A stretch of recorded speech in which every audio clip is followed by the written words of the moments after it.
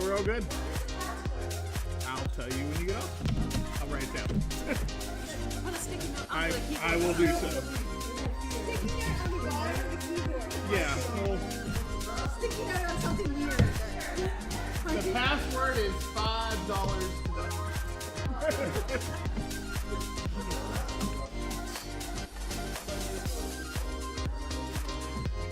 You might need to. I might need you for that. Are we gonna have to play the tournament too? No, we're not gonna. I just wanted to see how it worked. Are you gonna stream it? Yeah, we're streaming. Stringing with Dustin commentary. Yeah. I don't know. Like, when I listened to your first commentary on the dance field. Right. You need a little bit more color here. Well, by yourself it's hard. If I have two people, it's easy.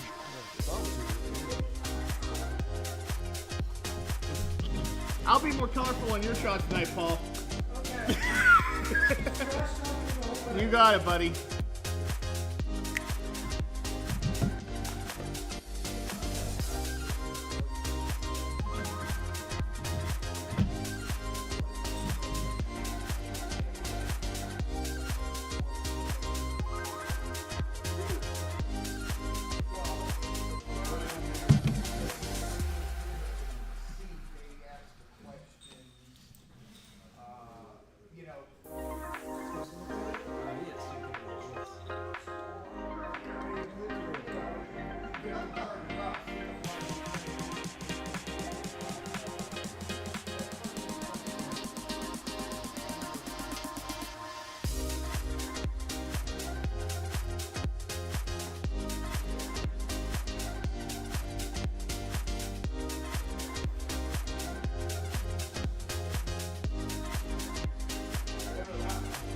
So is there, what does this look like on the ice down there?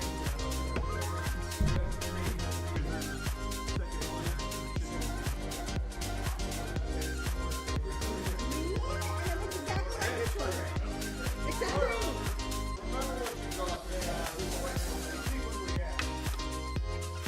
It'll be fun.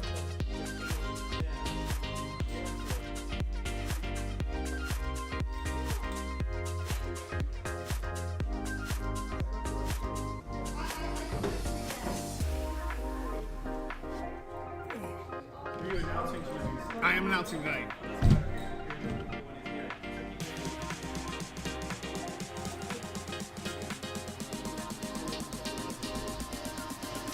Because you can't remember holding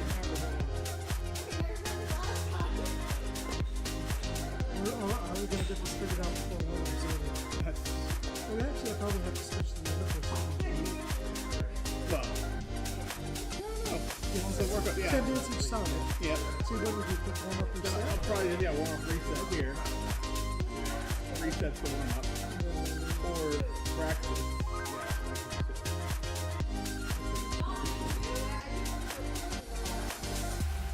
Okay.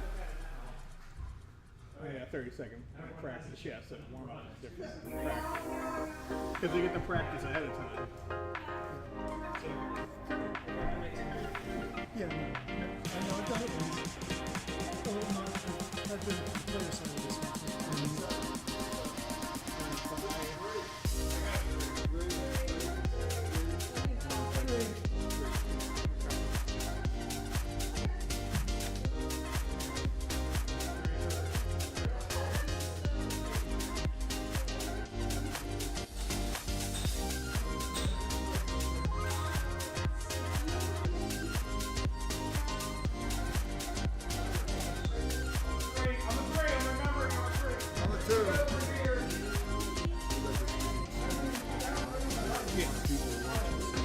Oh, good.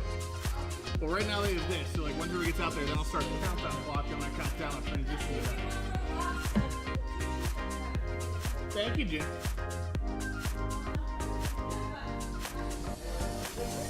Whenever it shows up, he's free to come down and swap out for me, and I'm just gonna practice this now. Okay.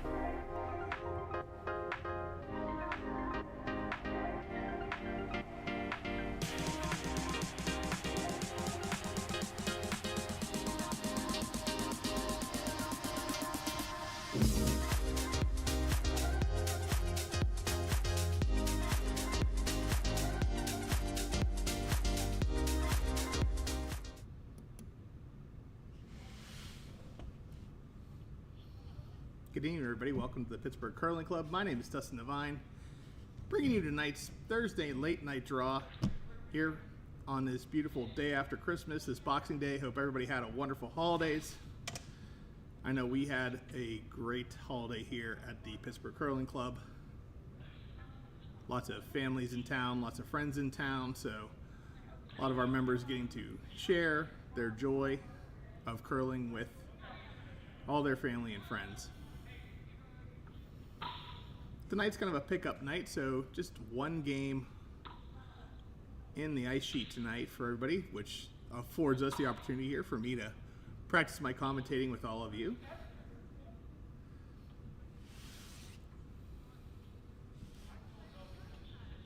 The teams are sorting out who gets hammer, who gets to start the game, and what color rocks they'll be using, so, and their orders they'll be throwing tonight.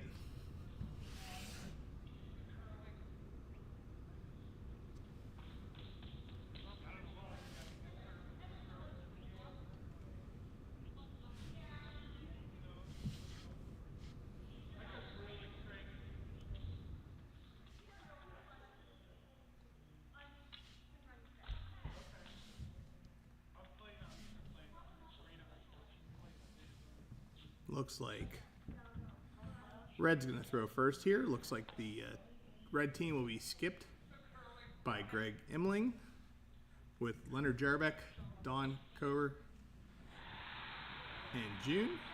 June sliding out with their first stone.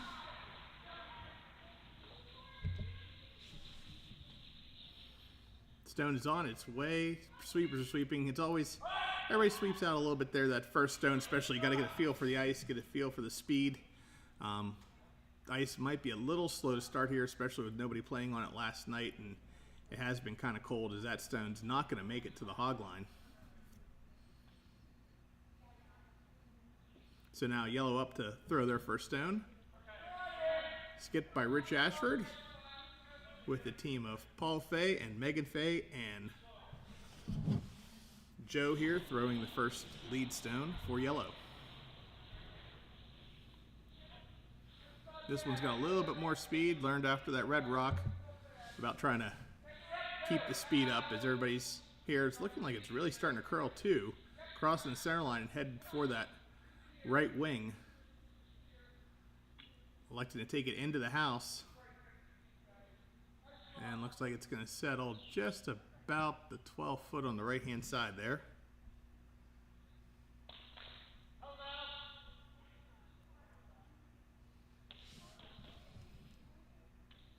June's second stone. Looks like we're going to come back and try and clog up the center. This stone, more speed on it.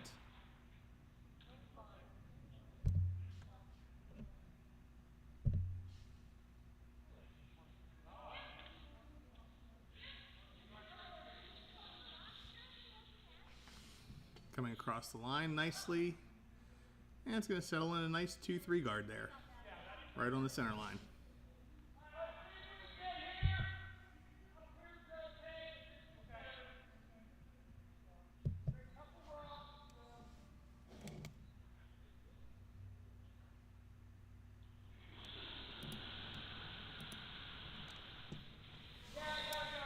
Joe second stone away.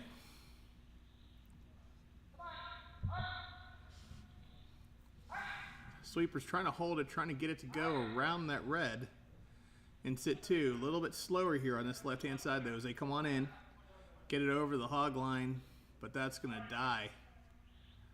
About a 1 guard there, guarding up the center line to the left 4-foot circle.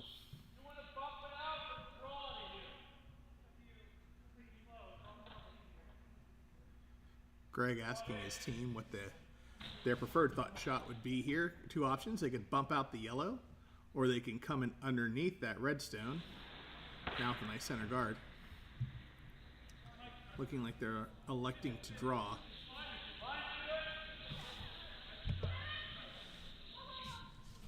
Stone is on its way. Weight seems good. Starting to curl now. Crossing the hog line. Look at this coming right there nicely. Very nice shot. Give you a look at the overhead here.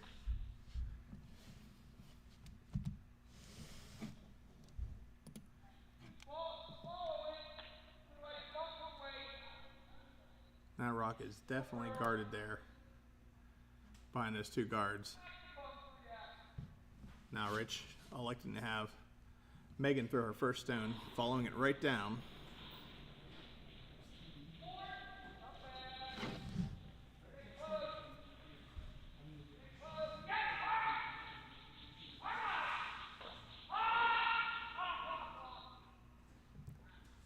Coming in behind the guard just has a little too much speed though.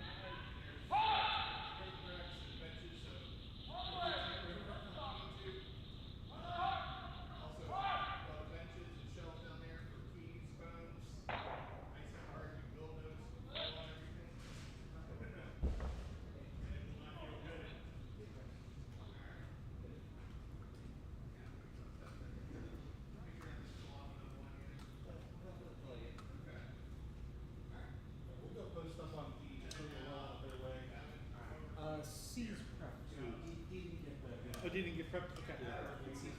Okay. You're welcome to throw one, D. It just might be slower than usual. Well, he's the only one that knows how he's doing, so I'm sure slow. I just finished up on the computer, so. Well, you're not gonna notice it slow. Oh, you know, that's the thing about happening. You didn't get that switch problem party? Did. Yeah. No, it's always great to type it in my name. You decided to. Well, yeah, you can do.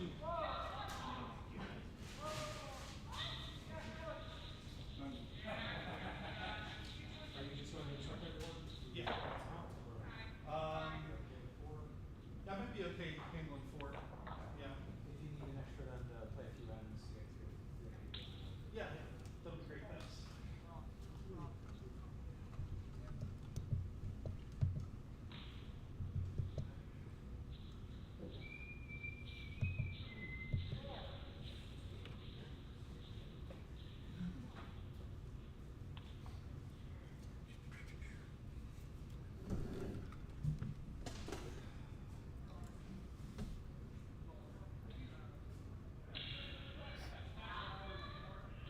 That's when it crosses the far bar.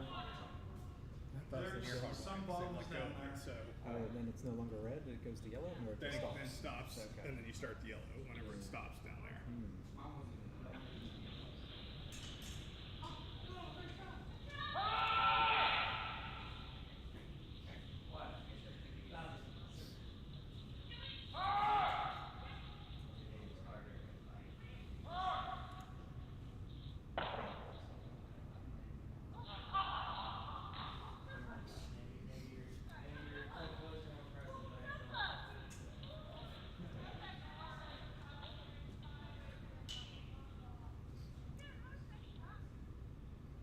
All you're supposed to do is pick it up the route.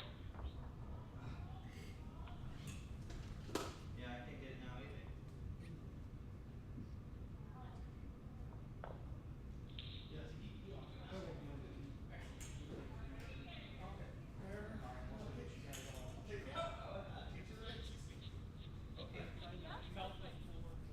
Tim's son, his cousin Eddie had it. Alright, so make sure guys get a little bit of. Yeah.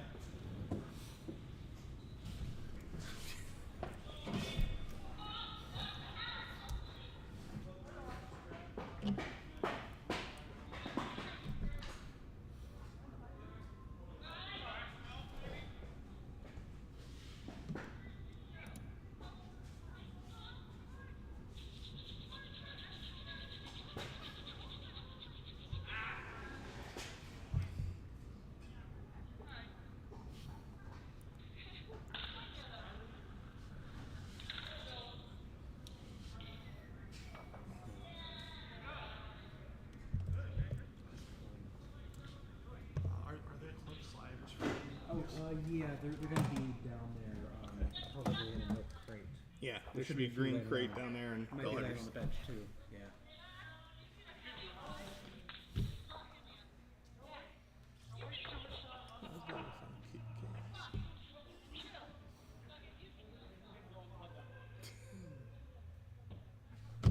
That's fun, a little bit of chaos, wasn't it? Why'd that guy grab a fucking water?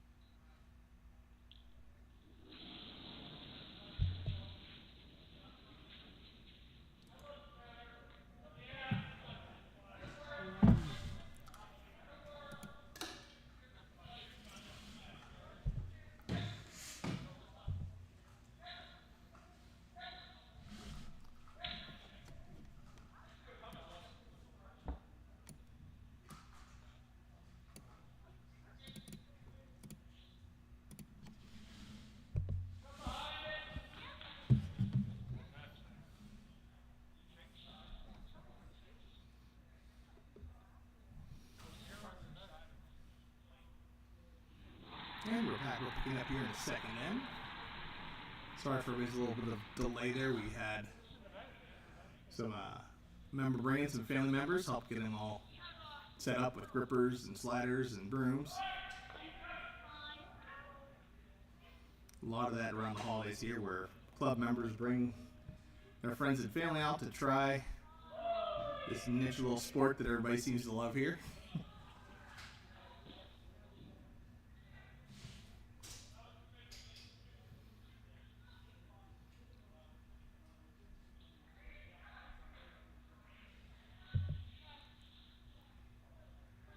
So after our lead stones, we see yellow sitting 2 stones in the house, 1 top 12, 1 back 12, and red with their second stone now just drawing in towards the back of the house.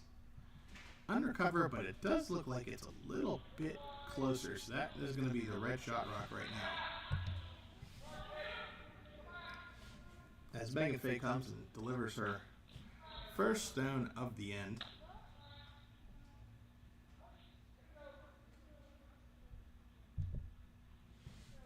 This one, though, not going to have quite the weight of the others, and it's going to just barely creep over that hog line.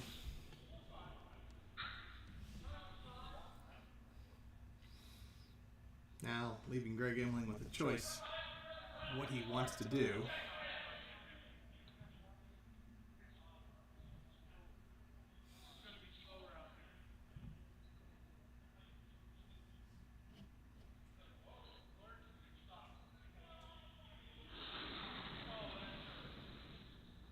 Looking like he wants to draw this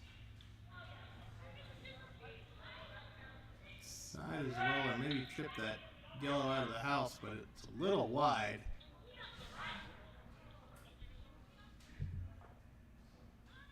And it's gonna just kiss off the yellow shot and nudge it a little closer. So now that top yellow now looks to be the shot rock.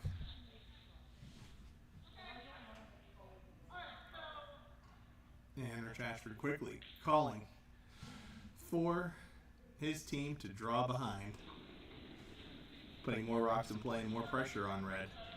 Red with the hammer this end. So yellow trying to put the pressure on him by putting rocks in the house, shrinking that scoring zone and making him try a shot to either get in there or clear all of them out.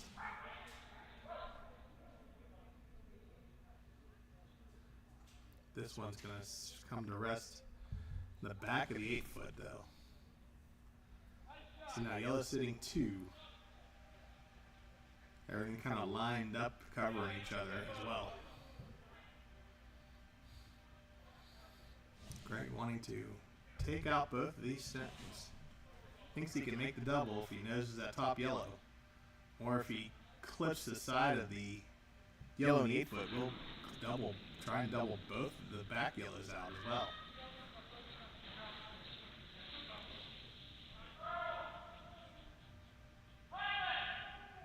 Evan Gregorius is a stone on the way, running true, and it's going to double the yellow and the red in the back of the house out. Kicking that 8-foot yellow over, so now only 2 rocks remain in play, both now, though, belonging to yellow. But both are hittable stones.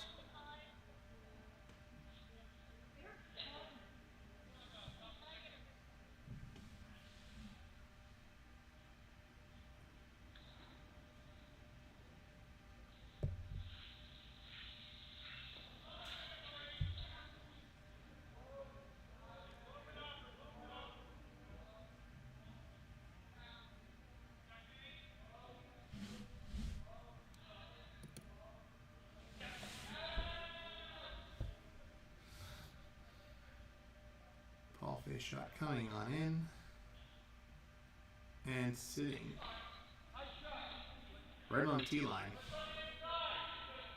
Yellow sitting 3, gonna have to hit another one.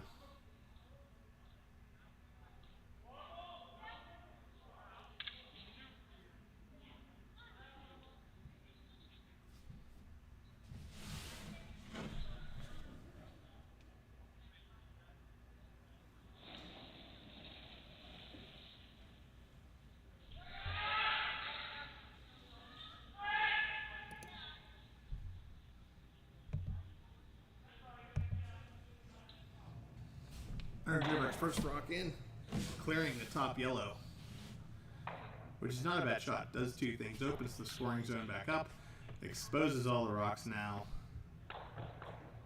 So now Rich gonna have to try and guard his yellow rocks up again, placing that top yellow.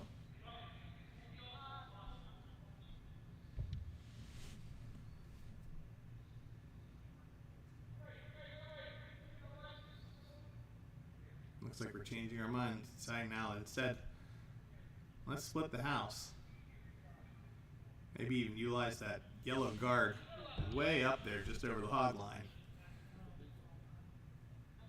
Trying not to put all of his eggs in one basket for Leonard to have just a upweight takeout, possibly double or triple all those rocks out. So, ball face first stone on the way. Starting to curl now as it approaches the hog line.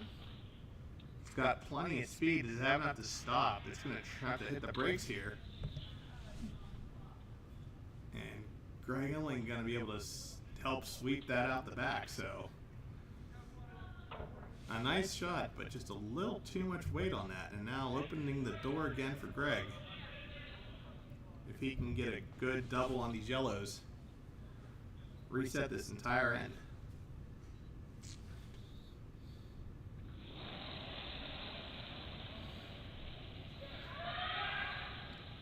Greg's second shot though. Sweepers are on it, trying to hold the line. Sweeping hard, sweeping hard.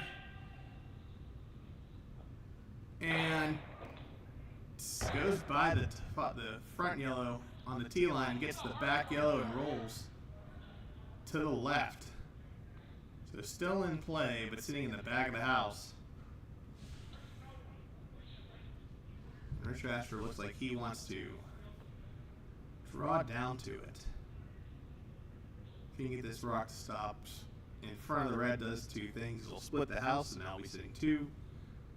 If he sits in front of the red, it's harder for them to take it out without possibly removing their own stone. Rich Ashford, a long-time curler. He's curled for many, many years. Glad to have him back here in Pittsburgh.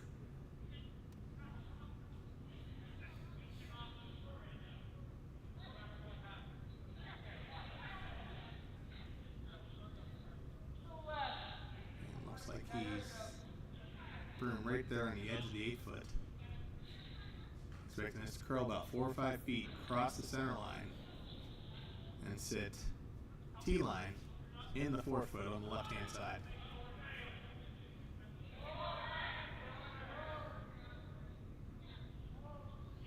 But this rock looks like it's got a little too much juice on it. It's trying to curl here and slow down, but going to have just too much weight, and that's going to carry it right through the back of the house. So the door now wide open for Greg to come down, make solid contact on the yellow, stick around, giving himself two, and making Rich have to try and pull a shot off to steal this end.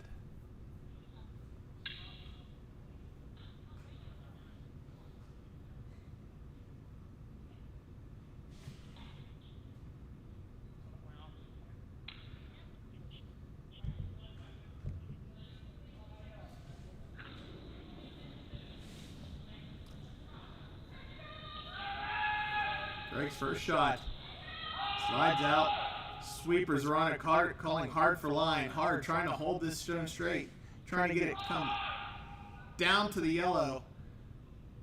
A little hit, a little roll back to the middle, removes the yellow stone, but I don't know if that roll is just far enough that it sets up a double. And that's what Rich looks like he sees here. He sees potential for a double. If he can clear out both reds, he can either force the blank, or if his shot rock can stick around, then Greg will have to decide if he wants to take his one or blank.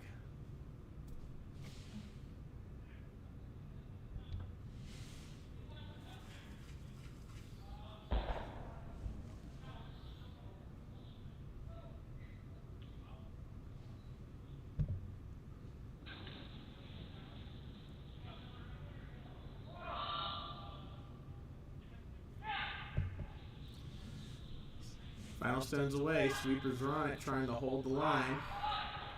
Trying to hold the line, starting to overcurl a little bit.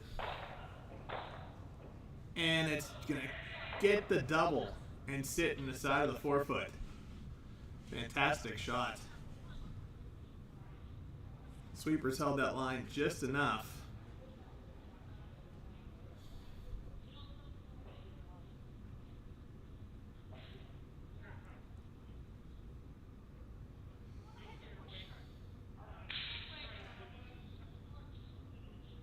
And so now Greg trying to make the Yellowstone go away. Given that ice, thinking they may be thinking about trying to hit it on the outside and spill out and roll to the outside, but taking one and keeping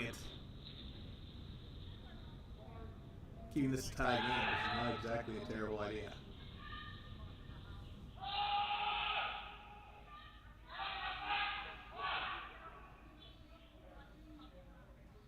Stone's on its way in. It's gonna clip the side of it, roll out is enough to get the yellow out, and it does.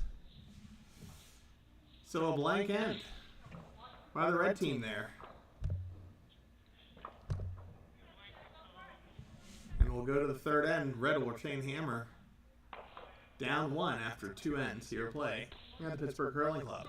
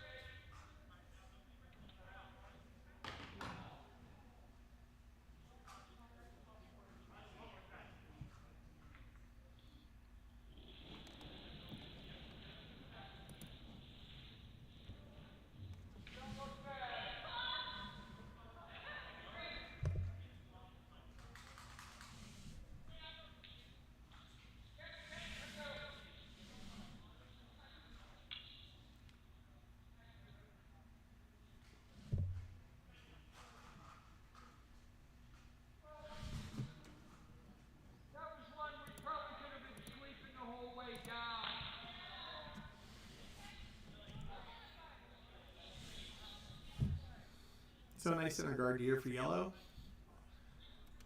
to start off our third end of play.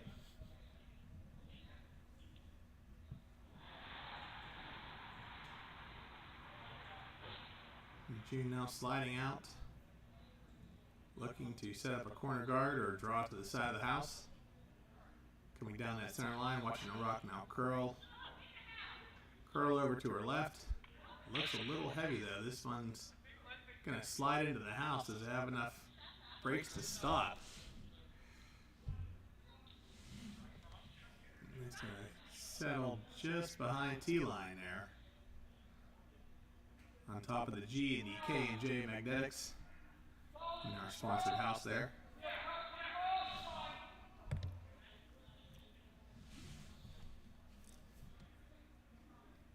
And Rich Asher, not wanting to set anything up, is going to try and take that stone away. Joe Walton's first stone. Sliding out, or second stone, sweepers are on it.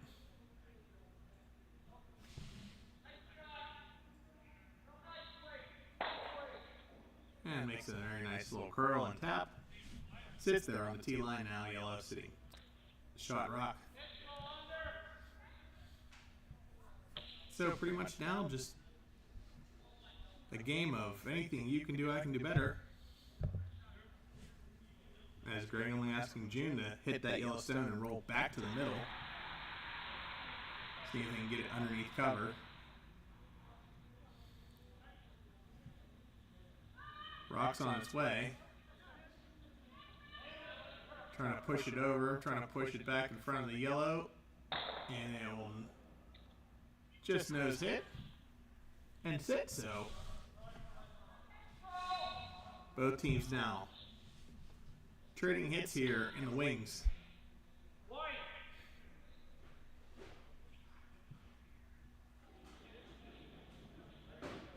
And Chester trying to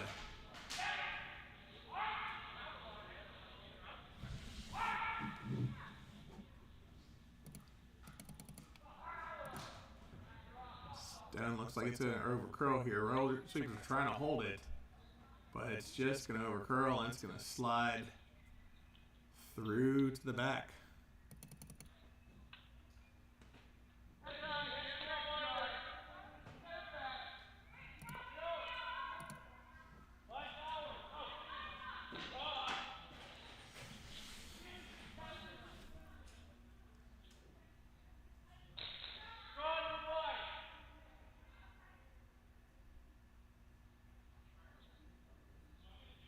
So Greg now wanted to draw down to the center line. Trying to split the house up a little bit. I think he's coming this way because he feels a little more confident in this line.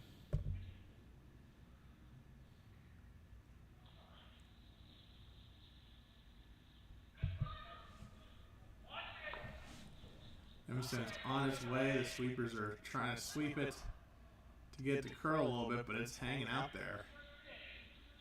Now it's going to check up short of the house. Is it going to get to the into the house? Looks like it will.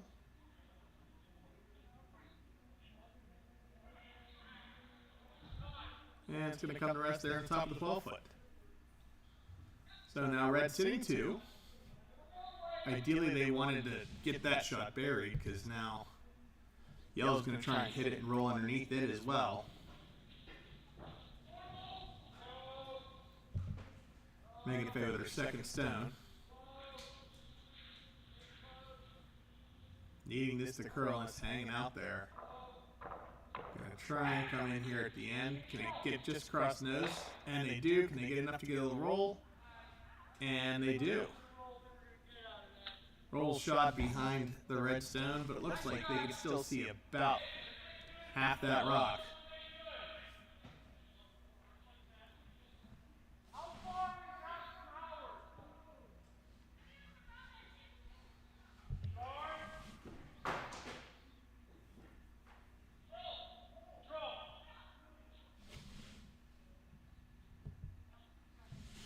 So they've come to a consensus on a weight here. They definitely want to try and hit that yellow stone out. There's a question, how much room do they have to roll underneath? And you can see that stone's probably got a good 3 feet of separation from the red stone. So if they can get to just outside nose, they should be able to get this. This one looks a little bit wide though, as it's floating out there. And that way it's not going to have a chance to curl and come back. So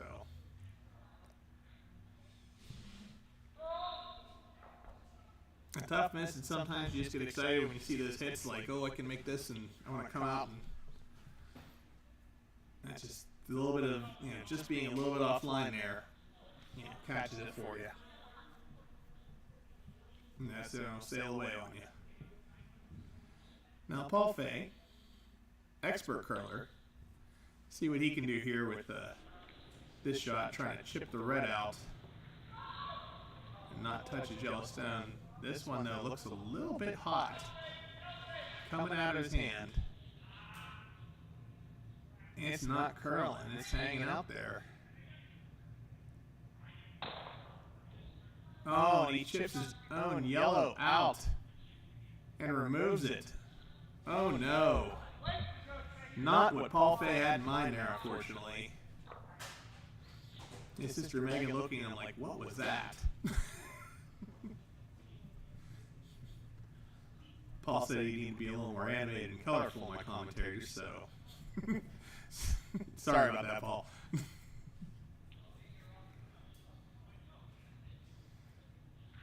So now red electing to split the house as they have.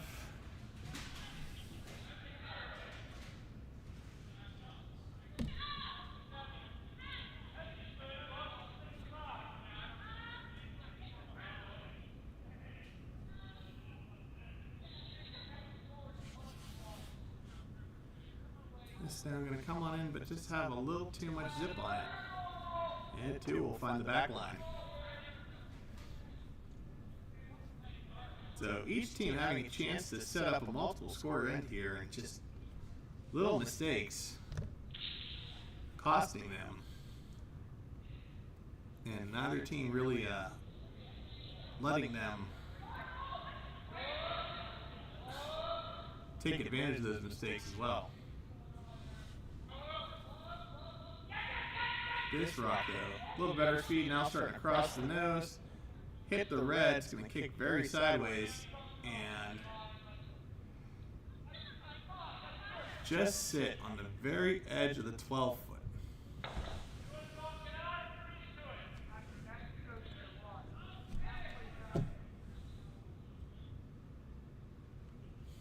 Do they need help? I asked Doug if he thinks he's caught it. I gave him a couple pointers, but maybe I'll go down and now they're running on 2 sheets too. Yeah. Well, and the one guy slid out and he's like laying on the ice. So I was like, they're all having a little trouble with the setup here. So maybe I'll. I mean, if you got, you know.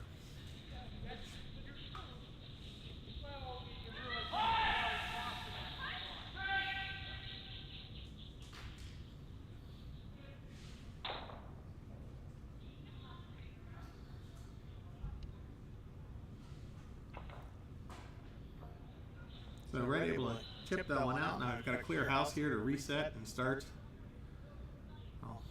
as we head in here into Skips Rocks.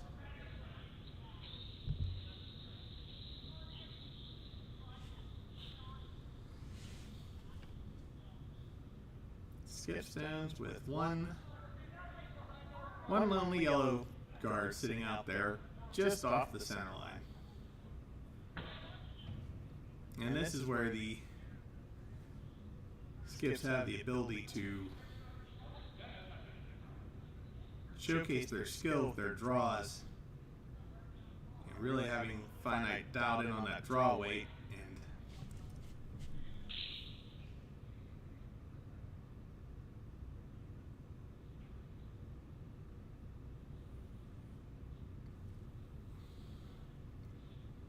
And Rich Asher with his first stone away, trying to draw down to that center, cut down red scoring area. Stone looks like it lost a little bit of zip out there on the edges there, but now trying to sweep hard. It's not going to make the house. It is going to guard that left side there, so. Greg Emling with his first stone. Looks like he's going to try and draw around from the right side.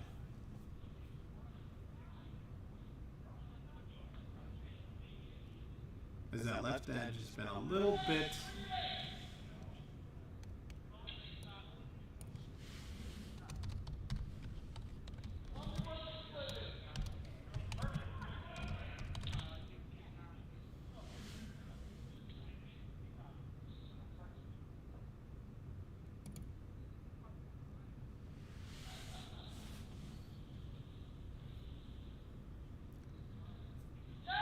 Stone's on its way though. Definitely out, but we're sweeping it for weight. Sweeping it is it's a little bit light out of hand. Trying to sweep it all the way into the house. Hanging out there, not really curling yet, starting to come here at the end. And it's going to get deep enough, but is it going to be undercover? Are they going to have a chance at this? Well, actually a little too heavy and actually just gets it out the back. I think they had to sweep that line to avoid it from curling early and wrecking on the guard. And unfortunately, that just carried on through.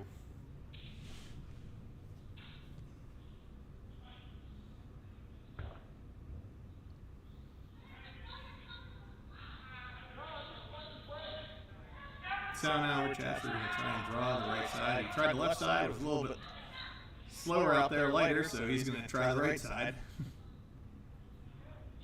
Tighter guard, a little bit better chance of tucking underneath that and making the house.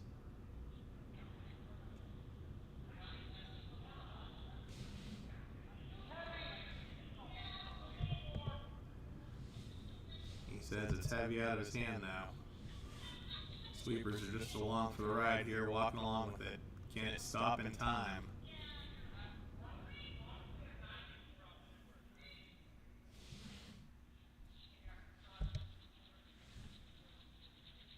And it's gonna scrub down to the back, and they get it out, and they do.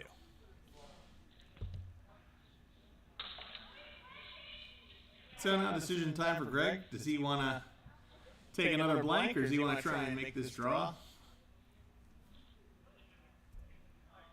Looks like he's going to try and draw to the outside edge.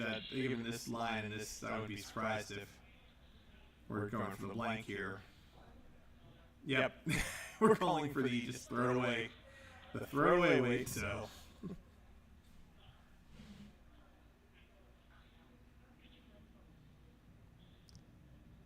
And this one's got plenty of zip off to the right out of his hand.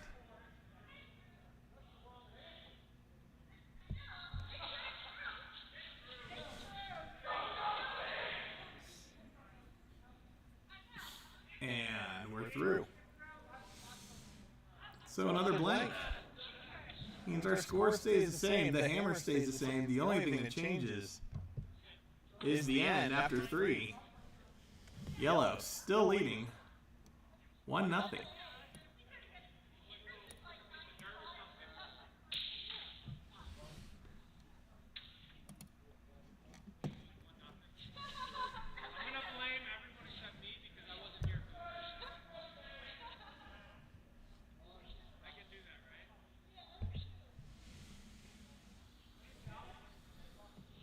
So just real quick, spotlighting a couple future events here at the Pittsburgh Curling Club. The Ryan Still Memorial Party Spiel will be January. That's just coming up in just about a month. Registration's still open for that. 3-game guarantee. Games will begin on January 24th and play last through January 26th. Always a fun time. Also, our Learn to Curl calendar filling up quickly. That's right, you and your friends can come out, try this fabulous sport. That is curling, a fantastic sport. It's wonderful because anybody can do it. You'll play people of all ages, all abilities. It's a great time, and yet still very competitive, very fun. Also, sign-ups are available now for our Wheelchair Championship. We will be hosting the GNCC Wheelchair Championship. This will be open to curlers in wheelchairs, or wheelchair curling. Registration, sign up as an individual and or your team. And all this information we found online at our website, pittsburghcurlingclub.com.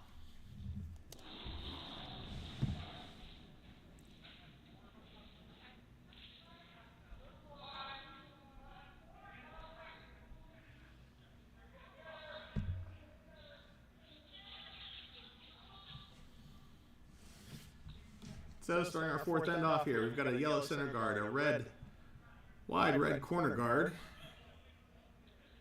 and yellow second stone making its way into the house and sitting back 8 foot under cover.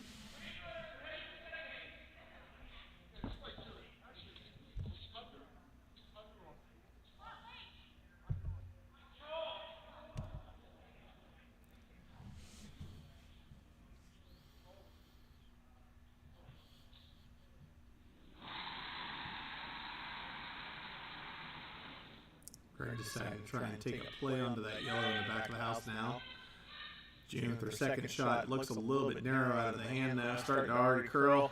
Sweepers are on it, but they can't clear that yellow stone out, as it's still in the the free guard zone for the fifth rock. And so that stone will go away. The rocks will be put back in the position where they were. In curling, you cannot clear a guard and a guard is a stone that rests between the hog line and the house. You cannot clear a guard if it is the first 5 stones of an end. That's to try and help teams set up more higher scoring ends. You know, not have so many open hits. If your race starts peeling guards, then nobody scores unless it's the last rock of the end.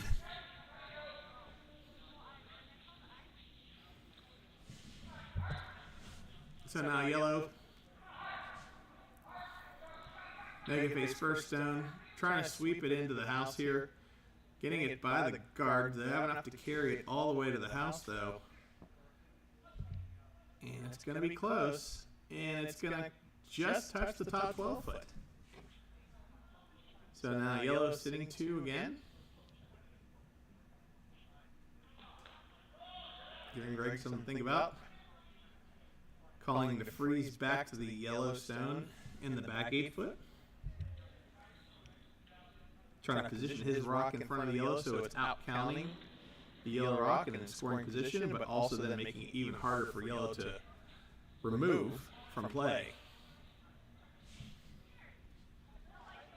Evan's first stone of the end on the way. Line seems okay. Starting to curl here. Do they have enough weight to get it down? They want to get it down as close to that yellow stone as possible. Coming down the rest inside, and it's going to be just over curl a little bit, a little tap back, but rolls underneath cover, so stone is blocked by those yellow guards in front of it and counting. But definitely some room here as Rich quickly calling for the drawdown to sit in front of it as well. Remember, folks, in curling, you want to have your rocks closest to the middle than the other team. For every stone you have closer to the middle, you will get 1 point.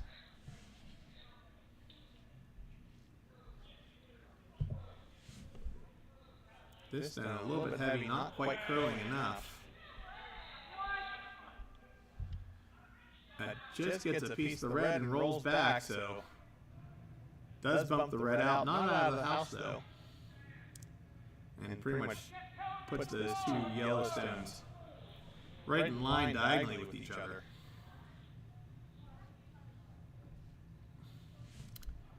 Red thinking if he can nose that yellow stone, might be able to get them both to double. Clear both those yellow stones out. Evan's second shot out of the way.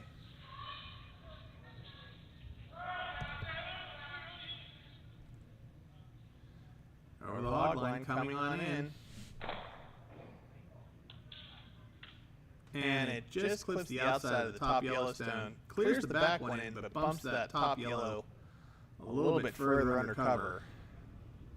Still able to get down to it, but a little bit more difficult now. And Rich quickly calling for a stone at the top of the house to kind of help protect that back yellow.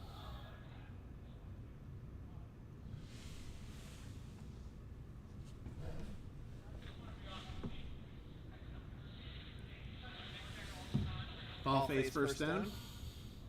Again, trying to draw top 4 foot here, protect his yellow stone in the back. Stone is coming in nicely, coming over the hog line, but has a little too much zip on it. Gonna bounce off his yellow and spill to the back of the 12 foot. Greg trying to help it get out of the house, and he will. So not quite what Paul wanted there, but definitely helps bury that yellow stone even more. Greg, though, should be able to just draw down to it. If Leonard Jerva can make the shot and sit down just in front of the yellow stone, under those guards, in that red 4 foot circle, that'll be very difficult for Rich's team to remove. Leonard Jervick's first stone on the way. Sweepers sticking close by. They starting to curl here at the end, but it looks like, they're trying to push it over now.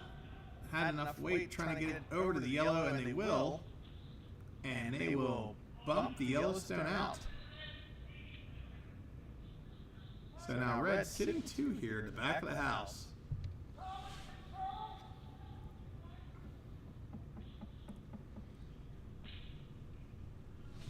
And red's looking like he wants to go right after it.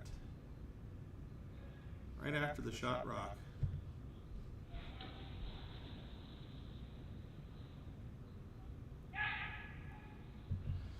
But sweepers running out of Paul's hand, trying to hold the line. Now they're off.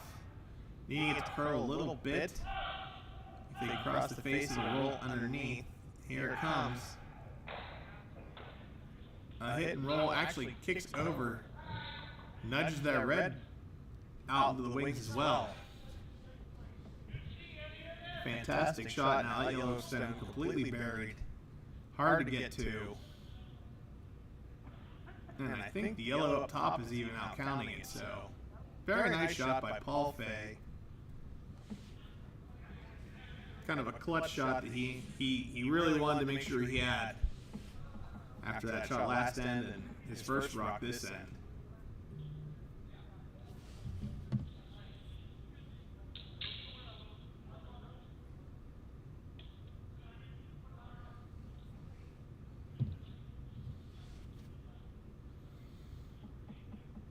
Greg asking Leonard to clear this top yellow. Trying to open up a path to that back yellow rock. Looks a little bit out of wide of his hand. The sweepers will be on it and then just got off it, and it's going to run and jam in the back of the house and kick that yellow sitting in the back line out. So just a little wide on that shot.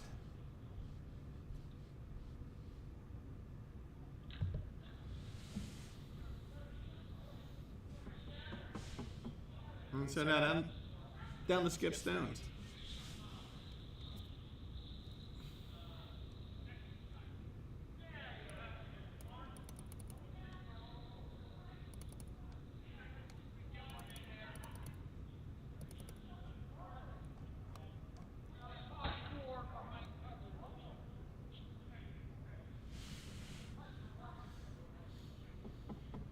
And the call here looks to be just a draw into the center, sitting in front of the house, try and block red from getting a path to that button.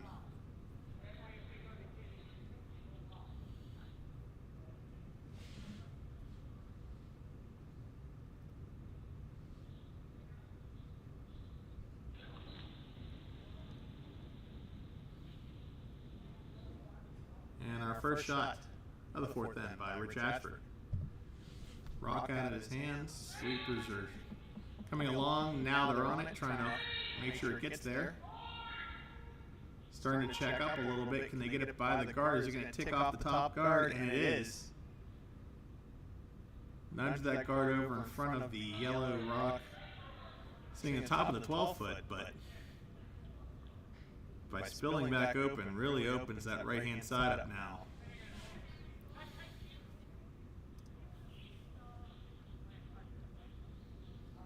Given the amount of curl that we're seeing here, 3-4 feet easily, I think, yeah, to be able to just draw to the left side of the button, just about a broom's width inside that 8-foot circle, looks to be about right for me. Now you have to make sure you get the weight right. But if you can draw down here and sit under those yellows in the top 4-foot, really start to apply the pressure and possibly get out of this end with 2 points.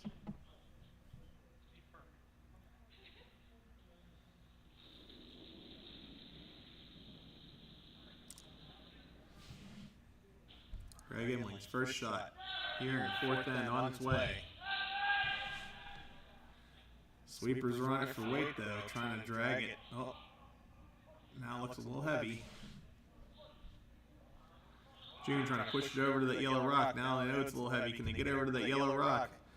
And they do. Bounces back open a little bit. But we'll come to rest there. So Red now was shot, but that stone completely exposed. and Rich Ashford are going to try and make sure that shot goes away. You can give up one here. I think that's what Rich is playing for. He believes his rock in the top of the 12-foot must be a little closer than the one in the back, although I'm not so sure looking at these. Hard to tell here from our vantage point at an angle slightly elevated. We don't get as much, and even the top downs show it to be really close. So we're going to make a play on the first stone.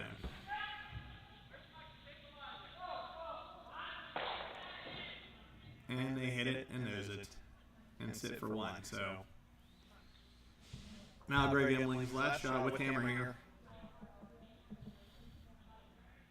Just trying to nose hit this yellow and sit for their one to get finally a point on the scoreboard.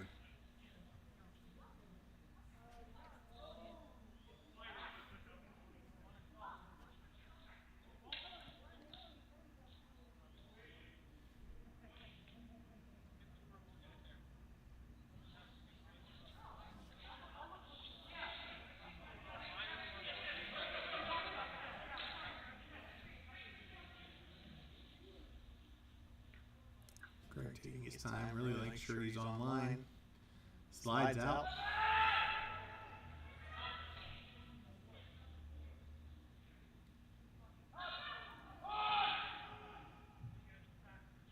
Now trying to carve it over. Looks like they subbed it a little too straight. Can they get over and get the yellow out? And they do. And it sits in the back of the 12-foot. We might need a measure here as the vice skips look over the rocks.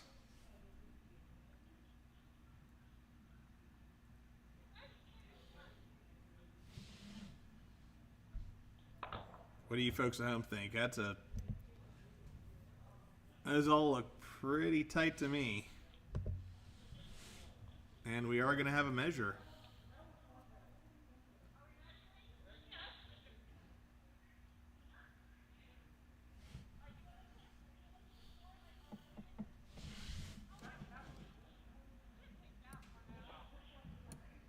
Paul Fay bringing in the measuring device. Now,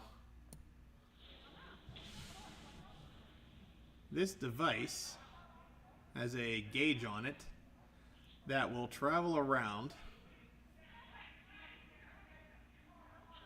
And looks like we're going to measure the initial two stones here.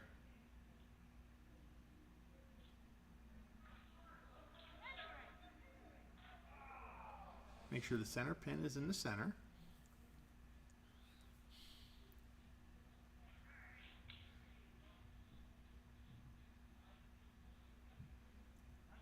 And so the device swings around. There's a gauge on the end there that they tighten down, and it has a dial on it. And they swing it in front of one stone, get the thing. Now they swing it around to see. And it's the yellow stone.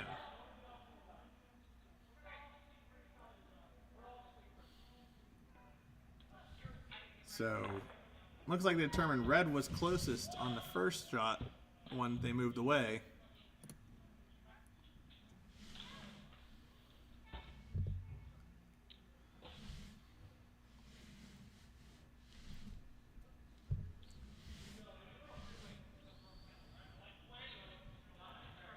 And that will tie the game up here after 4 ends. 1-1.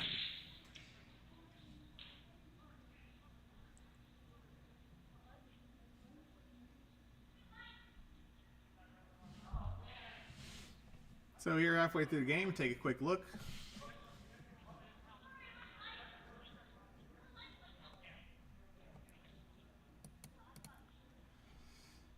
And you can see red or yellow with hammer in the first end took 1 point, then red 2 subsequent blanks before getting their first point of the game here in the 4th end with hammer.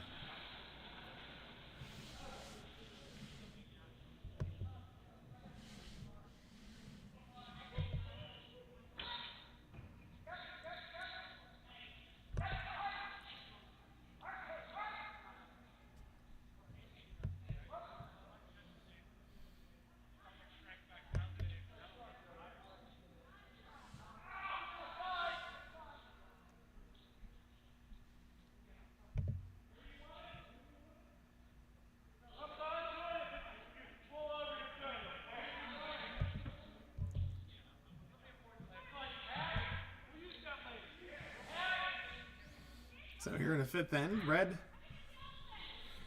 tries to throw a center guard, doesn't quite get to the line. Yellow immediately comes in the house behind it. And now Red's going to try and draw down to that yellow rock as well.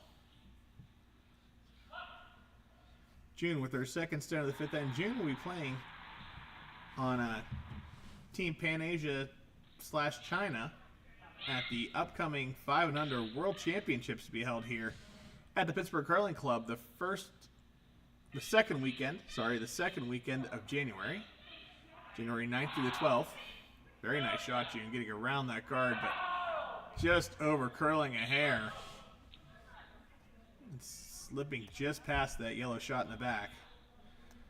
16 teams from the United States, Canada, and the world will be here competing in the first ever 5 and Under World Championships. When we say 5 and Under, we are talking about adults 21 years of older who have 5 years of curling experience or less. The 5 and Under program, something that's really been popular here and really helped the sport explode in the United States, especially after John Schuster's gold medal win in the 2018 Olympics. Kind of brought curling back to the forefront here in America. Lots of expansion with arena clubs, a lot of arena clubs that were existing at the time, moving to dedicated ice facilities, just like us here at the Pittsburgh Curling Club, to kind of accommodate that expanded, desire, that expanded interest in the sport. But the curlers that come through the program at times feel, they still were might be a little intimidated to go against tournaments where people have been curling for 20 years or started when they were teenagers or grew up in Canada. So USA Curling came up with the 5 and Under program to give those curlers a path forward so that they could still enjoy the competitive atmosphere and the same competitions, but with curlers much closer to their experience level. So that's really taken off here. It started to take it off in Canada and other parts of the world as well. So at last year's national championships, the teams competing in the playoffs, the 8 teams from the United States, got together and said, hey, let's challenge the teams from Canada and around the world. Let's make a world championship. And so that is what we have coming up here again, June 9th through the 12th. January 9th through the 12th here at the Pittsburgh Curling Club. Thursday, kind of a practice day for all the teams. Come get used to the ice, get used to the stones, kind of get their strategies down, and then games will begin on Friday morning in a round-robin format that will then seed to an 8-team playoff with the championship games for gold and bronze being played on Sunday afternoon. So we hope you will come out and join us for that. Come out and watch some of the best curlers in the country. And again, we have teams from the United States, from Canada, from the Philippines, from Israel, from China and Pan Asia, all competing in this tournament. So make sure you stop out to the Pittsburgh Curling Club again, January 9th through the 12th for the 5 and Under World Championships. And as a host club, Pittsburgh Curling Club is able to enter a team in that as well. So we do have a team entered in that. So can't wait to see how our curlers are going to perform there against the other top athletes in the country.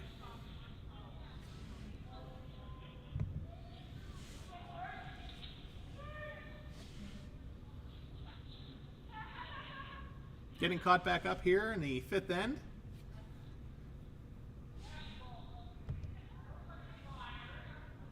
Got an open house still. That Yellowstone not quite biting the top 12 foot on the center line there. Had a couple of stones that were in the house that have since been removed.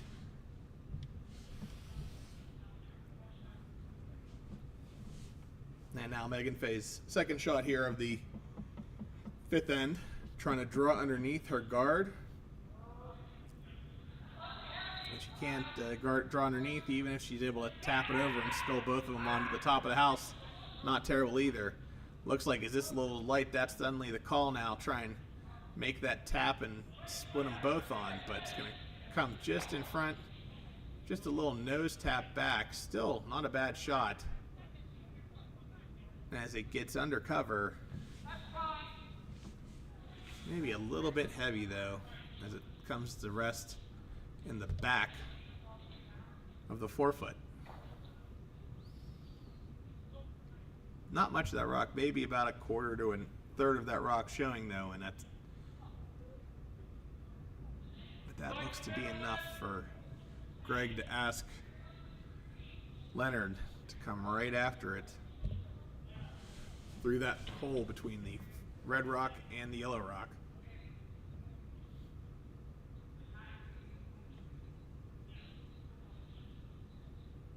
Leonard lines up his shot here.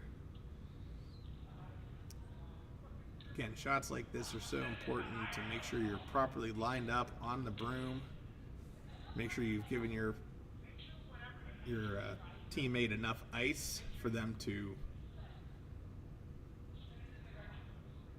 account for the curl, and everybody understands the weight they want to throw at this. If you throw it too heavy, it runs too straight, doesn't curl over. You throw it too light, it curls too much. This one looks to be a little bit inside. They're trying to nudge it over just a little bit, just past the yellow, and might have even got a little bump, little side swipe off that yellow there, directed over onto the yellow rock in the back. Fantastic shot there by Leonard to remove that yellow shot rock in the back of the forefoot.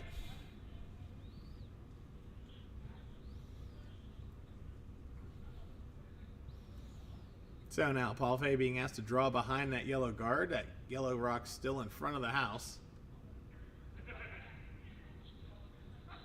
And they're coming this way because there's no sense in trying to go to the left there and risk bumping that redstone in. So if your rocks are on one side of the house and their rocks are on the other side of the house, you tend to try and stay on your side, because if you're going to accidentally tap something in, you don't want it to be your opponent's rock.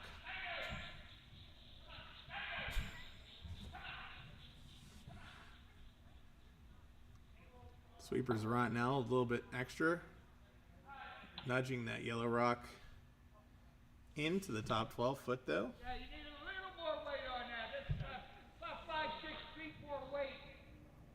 That's all right. That's fine.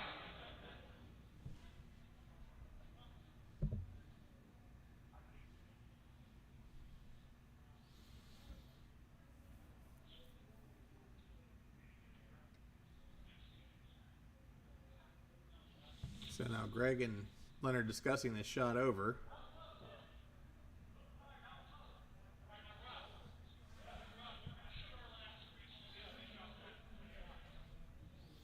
You can see all of that rock, so taking out's not much of a challenge. It's just where did you exactly hit this rock and possibly roll underneath, especially being so close to the top of the 12 foot. There's a chance if you nose this, you might not be touching the house. So they want to make sure they get their communication down exactly where they want this rock to make contact, what speed they want to throw, because they'd ideally like to keep the shooter around. And that's another thing too. Sometimes you don't have to throw, cannonball weight at everything. You can just throw maybe hack weight or backline weight enough to get it out of the house, and then make sure your stone sticks around to be a problem for the other team. Leonard's second shot on the way. Sweepers are on it. Now it looks like it's curling here at the end. Able to hold it to get nose hit and sit. And I think we're still biting the top of the 12 foot there, so. Red now sitting one at the top of the 12 foot, and Rich not wanting to risk that becoming a problem down the line, so asking for that rock to be removed by Paul Fay. Paul Fay, second stone on the way.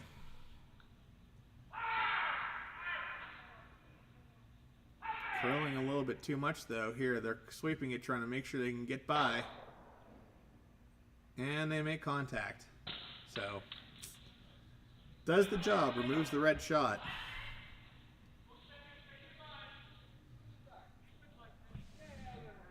Now sets up no shot, no rocks in the house. 2 yellow guards sitting just outside the 12-foot though. You could, with your last shot, try and spill a couple of those on or nudge a couple of those on there. So Greg gonna have to try and make sure he gets a good draw here.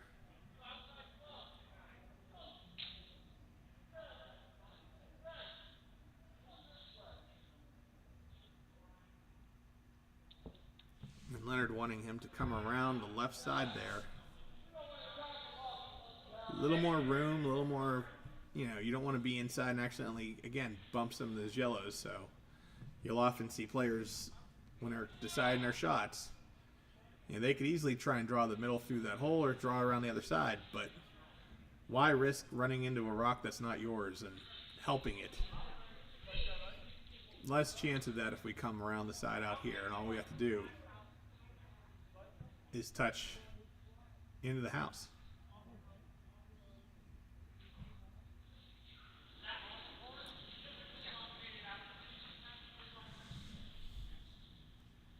And Greg Unling's first rock of the 5th end on its way. Sweepers are on it though for weight. Haven't thrown a lot of rocks out this way, so those rocks, those paths tend to be a little bit slower, especially if they haven't had a lot of stones thrown down those paths. As this one is going to come up just short, even with the sweeping. So, great idea, just needed some more oomph behind that one.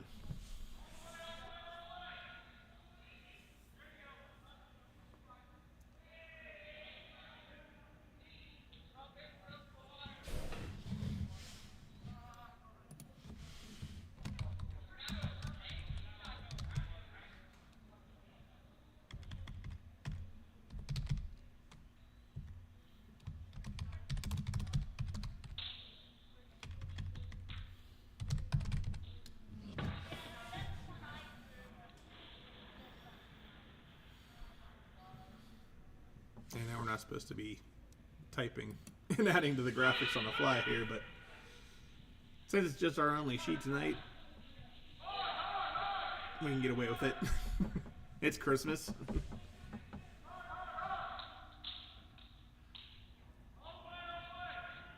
So now Rich Ashford trying to draw around the right side here. And really, there's no way he can go wrong if this house stops in the house. If he bumps one of the yellows in, looks like they're sweeping it though, trying to get it there though. Really starting to curl here as it loses speed. Coming on down. Get a little tick off the yellow. Do they get enough to spill it inside? They'll tap the first shot in behind the red guards, but that thrown stone still sitting in front there. So not counting a point, but definitely walling off that right-hand side for Greg with his last rock.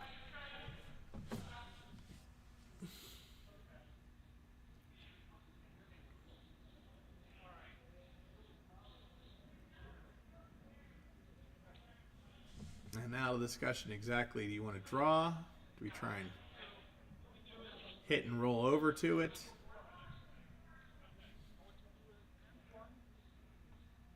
Definitely want to try and cross the face of that yellow rock.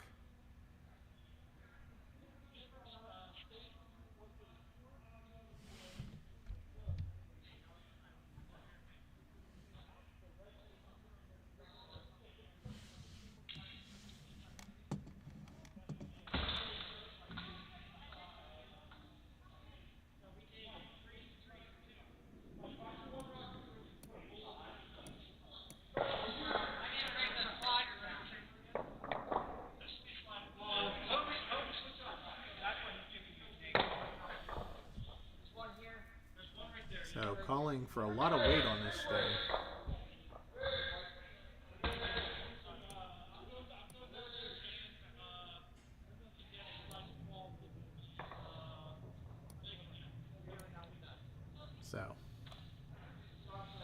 Leonard wants him to throw big weight at this, looking like he is going to try and hit that top yellow and kick over sideways to the yellow that is in the 12 foot. And his last rock is away. A little bit outside though. June trying to really sweep, and this rock taking off to the right though. And it's gonna miss everything.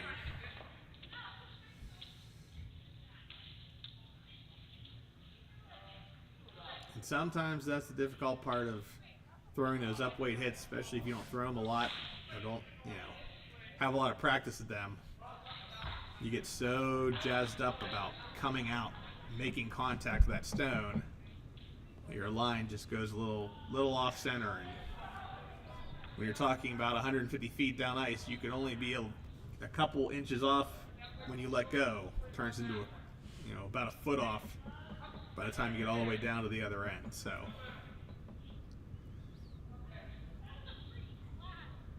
I myself sometimes have trouble with those upweight hits because I'm so concerned about making sure I get enough speed behind it that when I give my release, I just pop that stone offline. And once you have it offline, at that speed, it's not coming back. Remember, that stone, the faster it goes, the straighter it wants to go. So not a lot of curl when you throw those big, heavy takeouts. So now a big chance for Rich Ashford here, already sitting 1. Needs to get 1 more in for 2. If he can split this shot and another one on, could possibly get 3 this end. And Rich Ashford's last stone away with the hammer here in the 5th.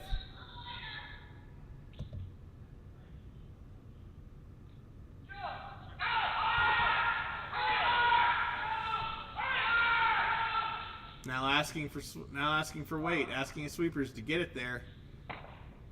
Makes contact with a guard and will just nudge a second stone in. So 2 points there for yellow with the hammer to take a 3-1 lead after 5 ends.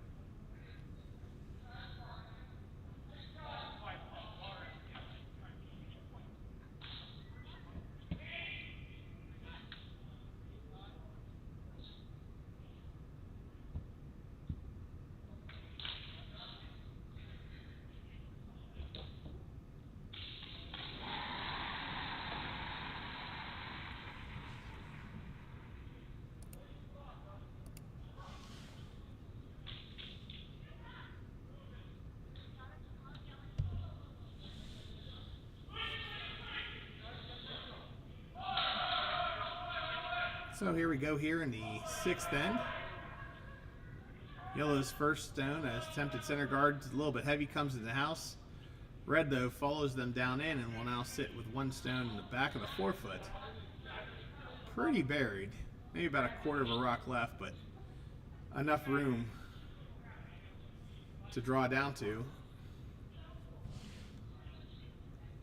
Just want to take a moment to say hi and a happy holidays to all of those watching on YouTube right now, we see you.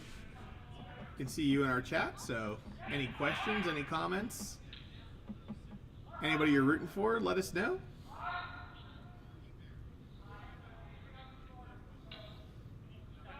We've got a good game going so far here on our Thursday late night league. As Yellow puts up a second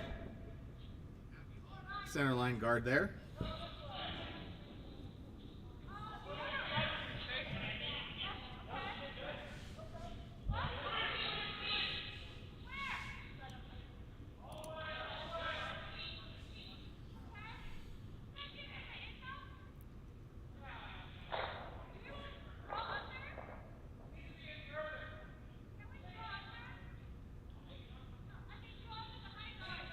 Greg trying to decide what to do here now. He doesn't really want to set up anything for Yellow, but that Yellowstone top of the house does still concern him a little bit. Calling for a little bit of aid here.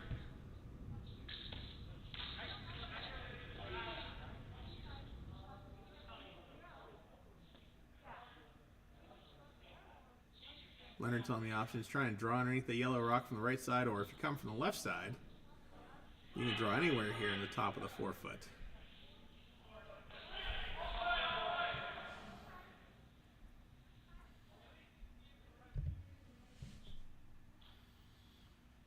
And looking like we will elect to draw here on the left-hand side.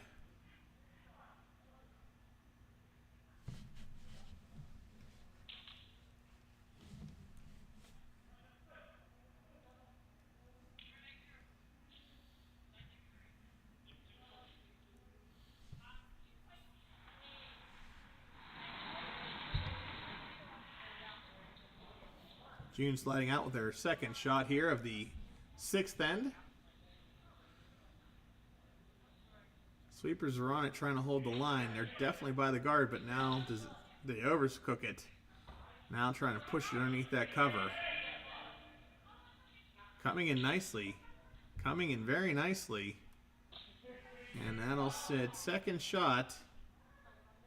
Biting the top 8 foot circle.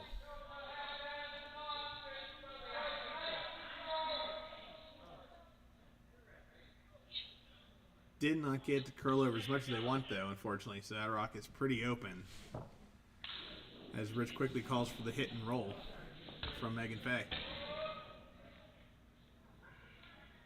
Stone's on its way. Coming on in.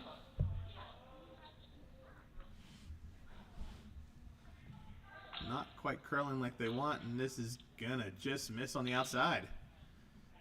So an unfortunate flash there by Megan Fay.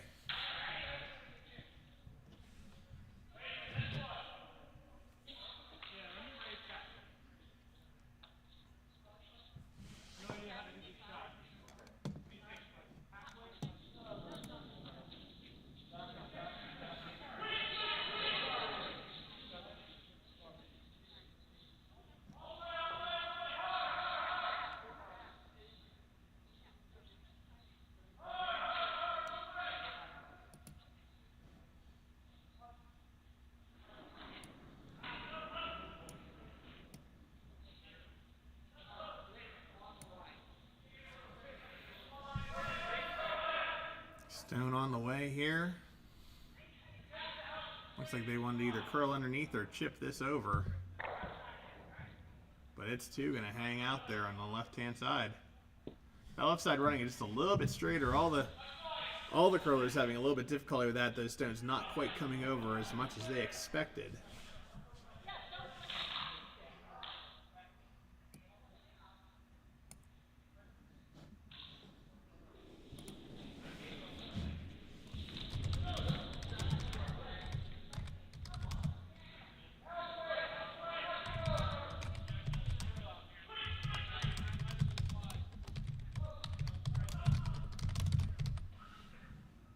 Just realizing how much you guys can hear me type.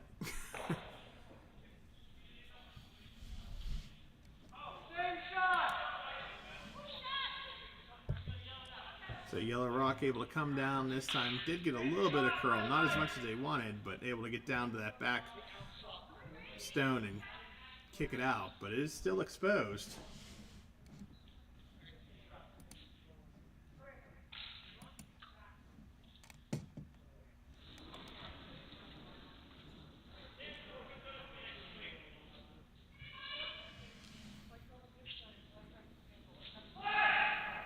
And this down on its way.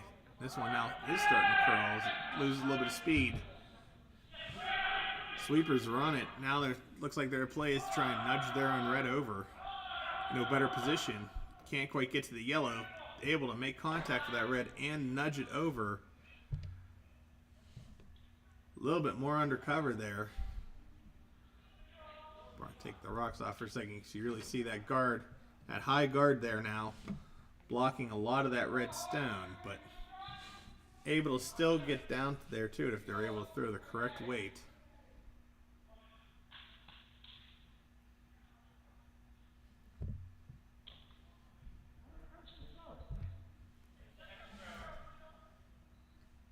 As Rich asking Paul now to hit the red and kick sideways over towards the middle. Stone's on its way. It's definitely got enough weight. It just hangs out there. And kicks the red away instead. So it doesn't ever curl underneath and cross the face of that red to roll to the middle. Just a solid hit on the red outside.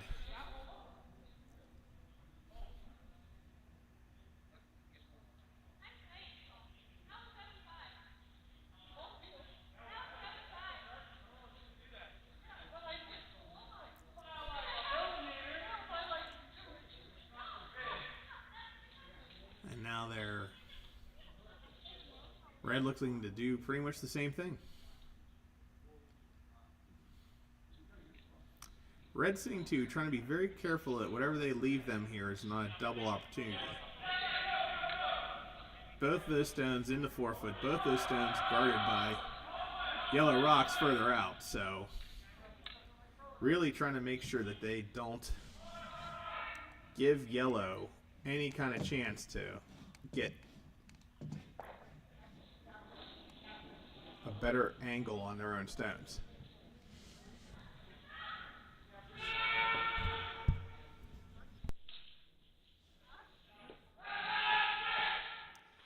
Stone though on the way, looking like it needs a little bit of help trying to carve it over. It's going to hit the outside of the yellow and push it through. Ooh. Maybe a little closer to their red rocks they want to be, but still does the trick of getting that stone out of the way. Now yellow just trying to tap up that yellow stone on the top of the 12-foot straight back onto that red near the button.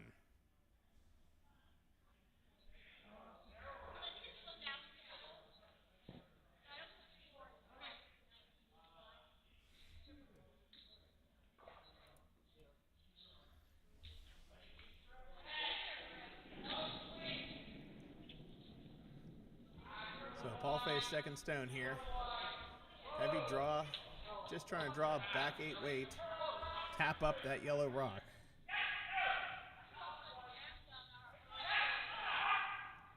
Looks a little light though.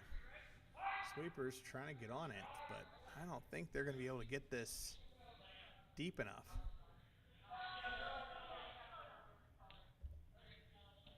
And they don't. This comes to rest well in front of the house.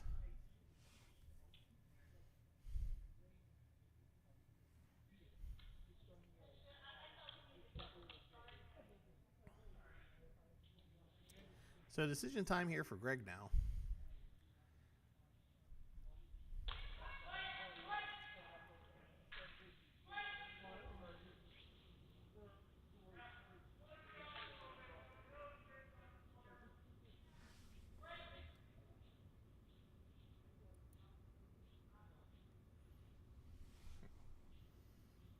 apologies to anybody watching. I got a little click happy there on the stones.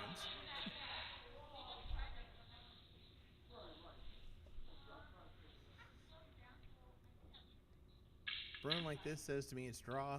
It's a draw. Now, are they going to want to bring it into the house or set up in front of that Yellowstone, kind of guarding it, making it harder for yellow to run that Yellowstone into the house any deeper than it already is? We'll know based on how fast he slides out of the hack here.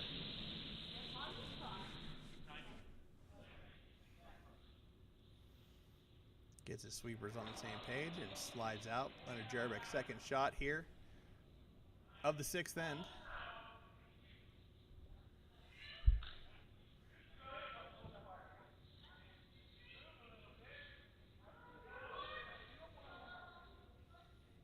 Sweepers letting this pretty much go, curling in on its own.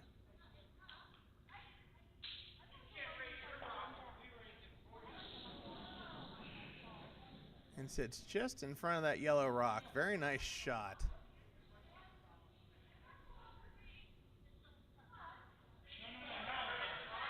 Very interesting here. Now they're looking to see.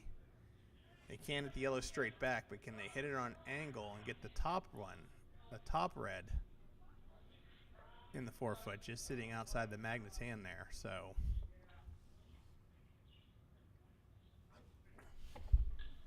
very interesting shot. Probably wanted to leave it a little bit higher so that you didn't set up this potential angle here, but still definitely guarding the shot that they were trying initially.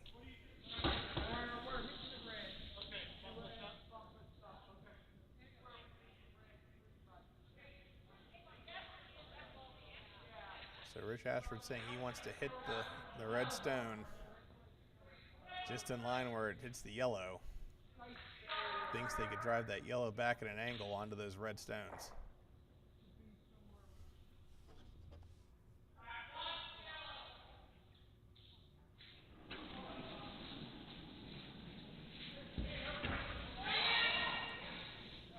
Shot's on its way. Sweeper's running right out of hand though. Trying to hold the line. Trying to hold the line. It's starting to curl off the center line already.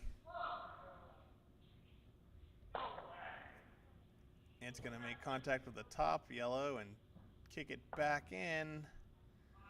But too much of an angle there, and that's going to sail to the back 8-foot.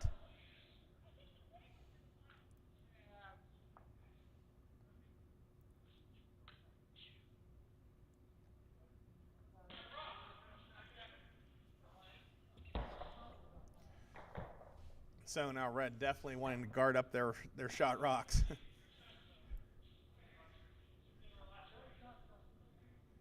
The more granite you put in front of this stone, the better it is, because every time you make contact, you're going to lose a little bit of weight, of force, a little bit of speed coming on in. So try and build a little bit of a wall here in front of your shot stone.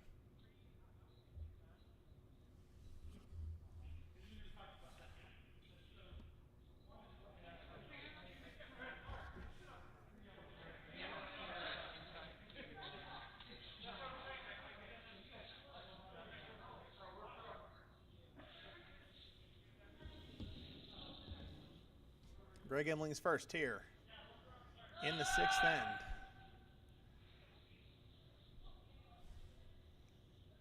Sweepers are on this, trying to get the weight down.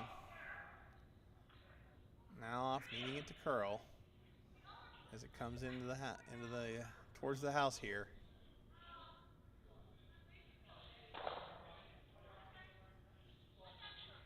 Man, a little tap on the red gives a little bit of separation, but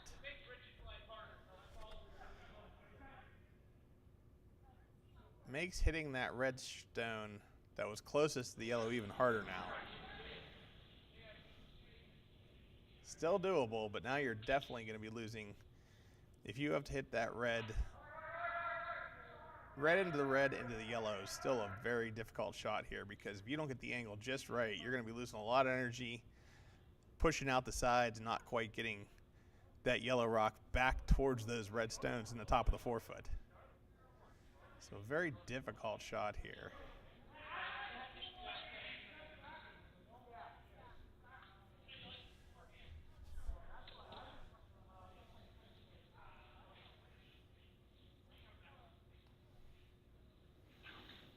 Rich Ashford trying to see if he can prevent a big end here with his last stone.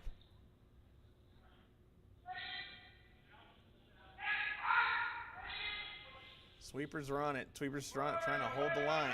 Trying to hold the line here. And it's just going to clip that top stone and roll out. That's what I meant. If you don't hit it just right, you're going to lose a lot of energy going out to the side there. So now Greg has a draw. He just has to get full 8-foot for a big score of 3 and to take his first lead here in the game.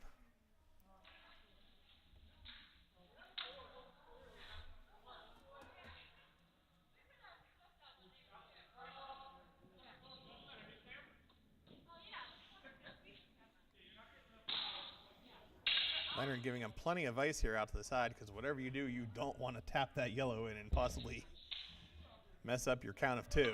So take as much space as you need to get around those rocks in the top of the house and get right to the 8-foot for your 3.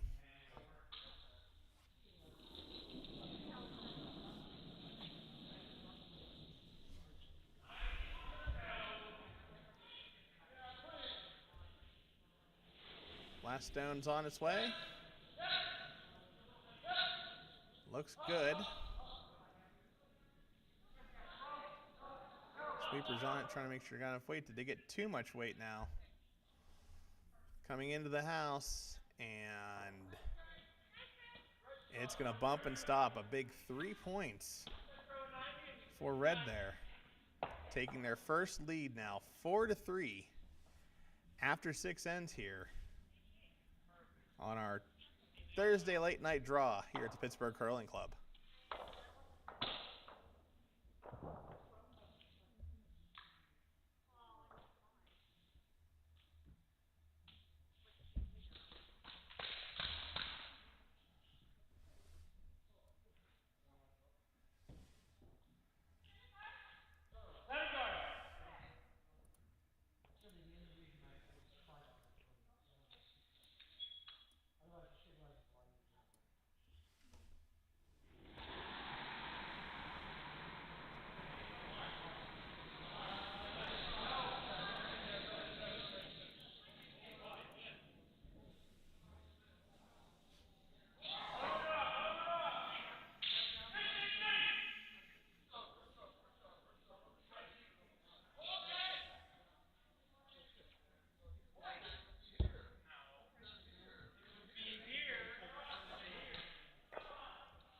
So a great game here so far. After 6 ends, teams really taking a little bit of time feeling themselves out there, getting a couple blanks there early in the game, but now multiple points scored in the 5th and the 6th end by each team. So score sitting 4-3 now. Team Imling over Team Ashford right now. Team Ashford will have hammer this end.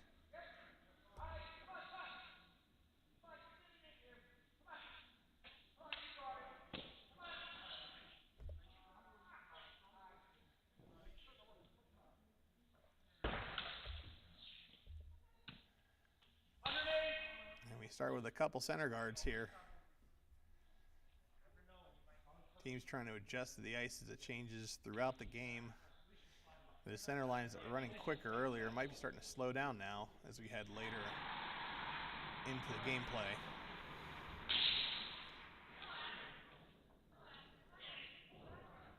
And again, I want to welcome you into the Pittsburgh Curling Club. My name is Dustin Devine here, bringing you tonight's commentary on this game with everybody watching here on this Boxing Day.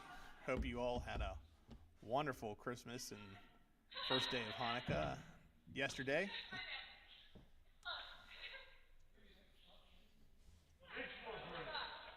Red's second shot there ticks off the yellow and rolls in. But wide open and exposed, so that shot's going to be dealt with here by Joe Walton. Throwing lead rocks here for yellow in Team Ashford. A nice little hit and a little roll there. Like to got a little bit buried, but nudged it back over the center line.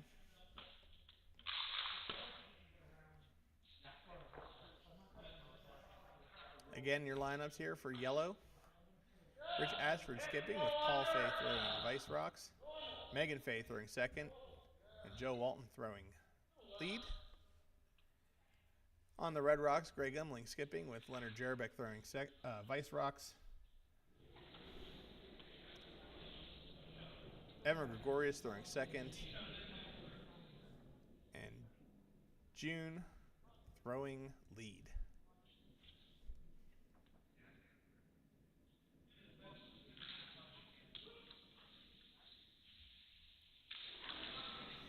Evans' first stone here. In the 6th end, going after that yellow in the house. A little bit narrow.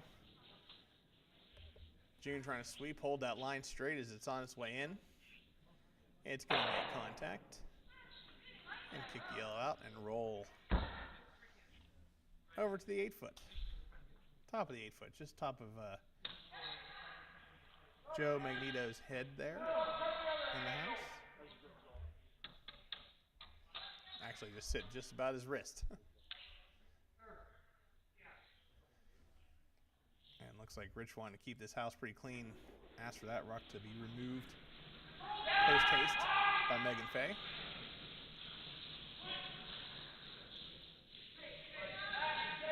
Stone's on its way. It might be a little narrow. Sweeper's trying to hold it, but just going to over curl. And that's going to pass through the house.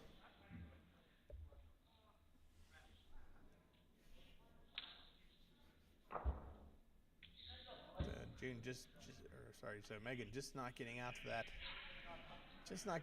that, stone or that broom just yet. And now Greg looking to put a rock in the top of the 12-foot to try and keep everything from being bunched up there to make an easier double for yellow. If they can sit this in the top of the house on the center line, even bury it a little bit potentially,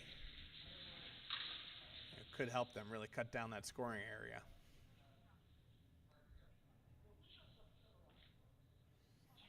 When you have hammer, you want to keep the scoring area, the middle of the house, as wide open as possible for your last rocks. If you are without hammer, you want to clog that middle up as much as possible. With one already in play in the wings, they're going to go back to now trying to clog that middle up, making it more difficult to get your rocks towards the button there, or the center of the house.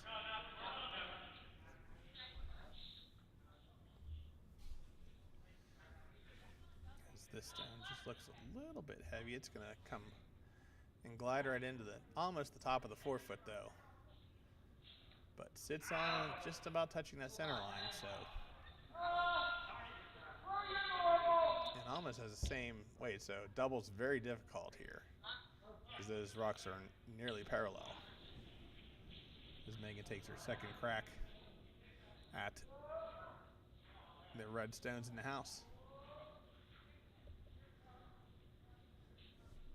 Stone's running nicely. It's going to catch it thin.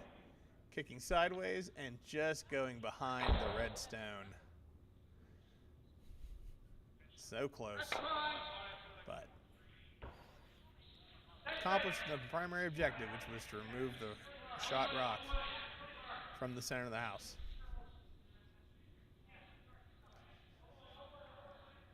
Now Leonard is going to see if he can put that red rock back in a more favorable position.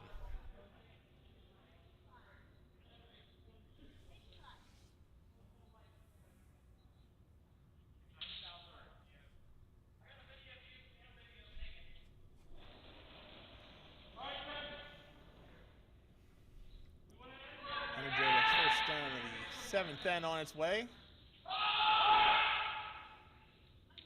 Asking for sweeping, looks a little bit light. It's starting to curl as it approaches the hog line.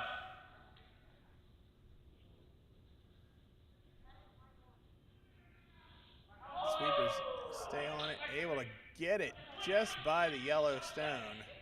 And that's going to come to rest, buried in the back of the 8-foot. Very nice shot by Leonard there. Sneaking past that yellow guard and now sitting back of the 8-foot.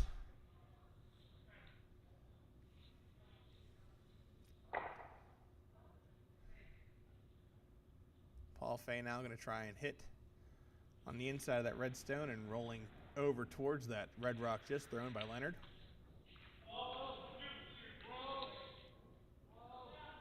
Has plenty of weight. Running a little straight there. Can it catch the outside? It does, and it goes over and hits the red rock thrown by Leonard. Now, very nice shot, Paul Fay. Expert level precision there, shown by Paul Fay. Perfect line, perfect weight, able to get the crosshouse double. And sit shot with most of his rock buried behind those guards. Good shot.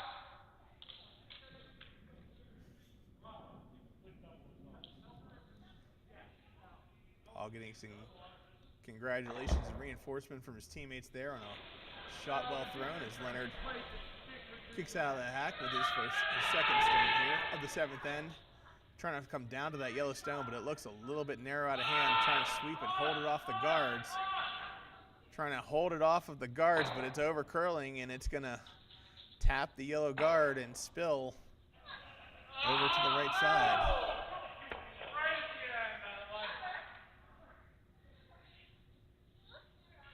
And that rock's going to come to rest just nibbling. Just nibbling the 12-foot circle on the fingertips of Joe Magneto. And Rich Ashford wanted to keep red rocks out of his house. Tells Paul Fay to go immediately after it. Stone's on its way. Same shot call roughly, hitting it and rolling back to the middle, but this one they're trying to sweep to hold the line. They're able to make the contact, but a little too heavy. Jams back on their rock, and now their stone still in the house shot rock, but is completely exposed there.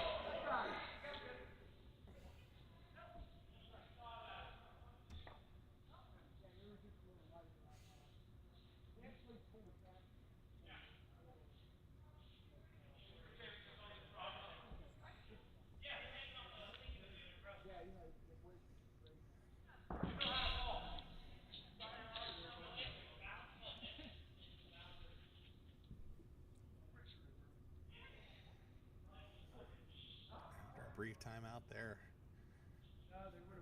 Tonight's pickup game not timed, even though you can see the timers in the window there. That'll be used for the 5 and Under World Championships for counting the thinking time for each team.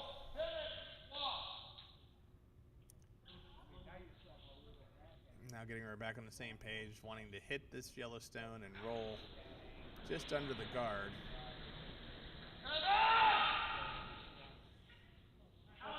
Rocks away, speed looks good, but it looks a little narrow. I've been trying to sweep and hold this line, hold it out there and make contact with that yellow rock.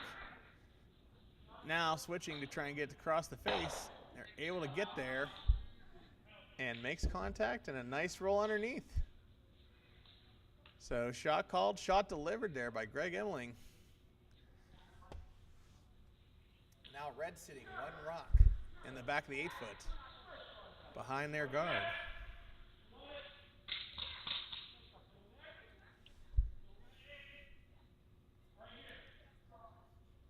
But being that deep in the house, plenty of room still for Rich Ashford to draw down to it. Come down, sit in front of it, even can bump it out the back.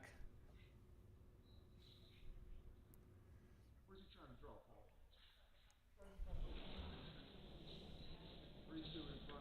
He looks like this looks like a broom for draw weight here. Gonna try and draw down into the house and sit shot rock, ideally in front of that red.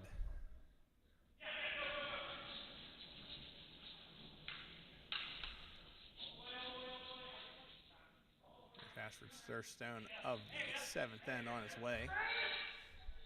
Now asking the sweepers to help make sure it gets there.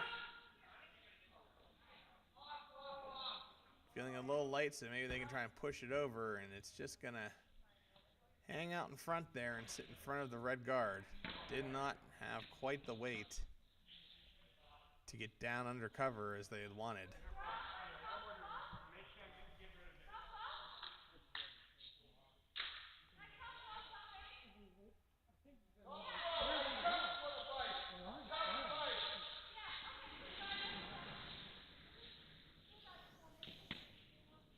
So Leonard Jerbeck wanting to clog up the center line here. Just biting, though. That way, if Rich makes contact with the stone, it will not be touching the paint into the house. So kind of the miss here is to be a little bit light, so you can be light and be a guard. You don't want to be heavy into the house any more than just nibbling on that top of the 12-foot.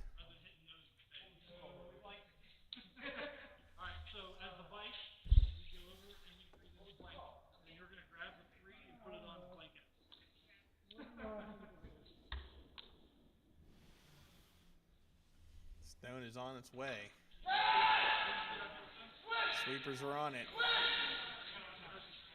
Sweepers are on it, trying to hold it out there.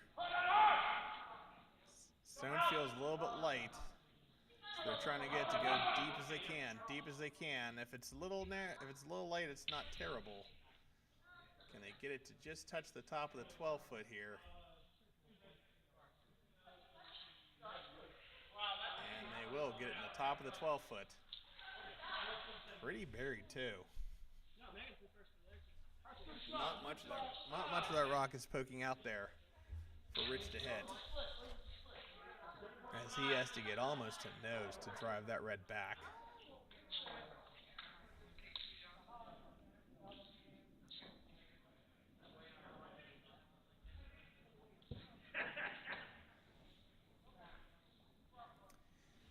And so Rich Ashford here with hammer in the 7th end, looking like we're electing to draw here for a 1 and tie this game. Last rock is on its way.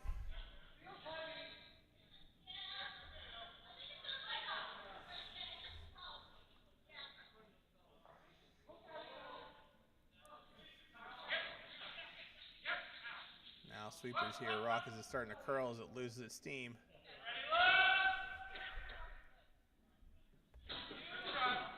Need to get full 8-foot. Looks like it's going to settle in inside the 8-foot. So that will be 1 for yellow.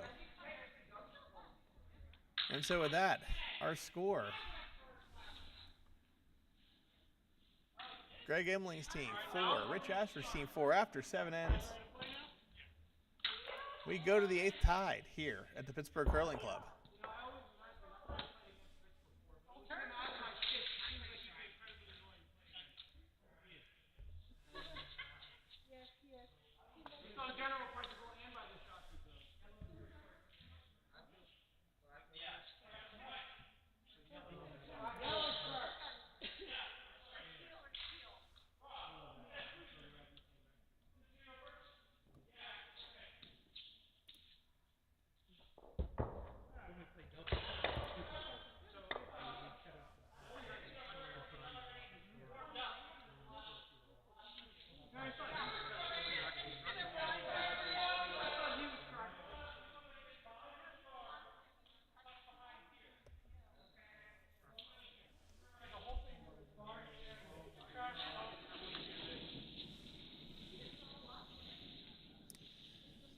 And so we come down here, 8th end, tie game here.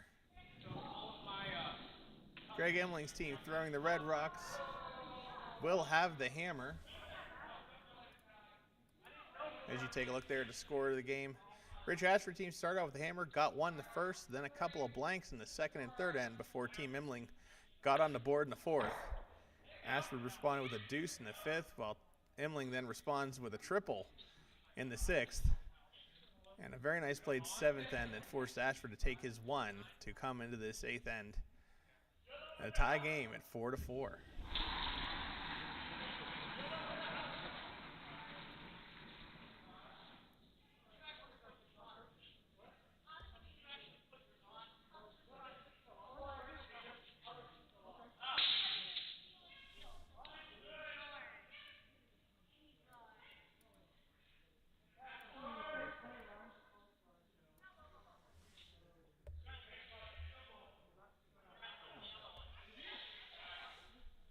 And so each team's first stone, Rich Ashford comes in, throws a guard. Team Emling comes underneath.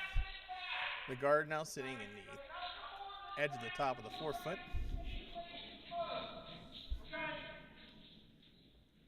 Now just trying to throw a back house weight hit on the red to nudge it back out of shot rock, but you want to keep it around that way. A little bit easier for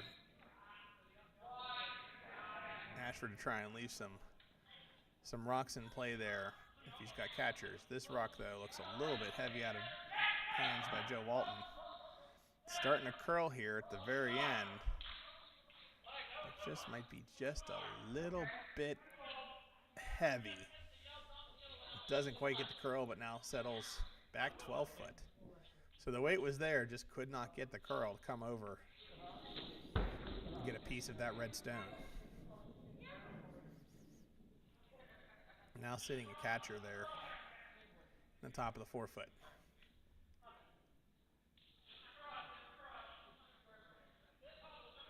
Greg Askin Jr. with their second stone here.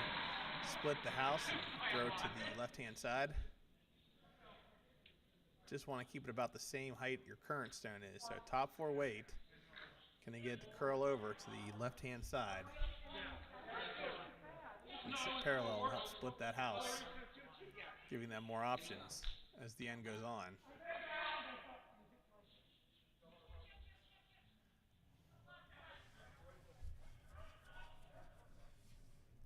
And good team sweep there to get that stone pretty level with the first stone. Sitting at the edge of the 8 foot there. Now Rich asking for a draw into the center.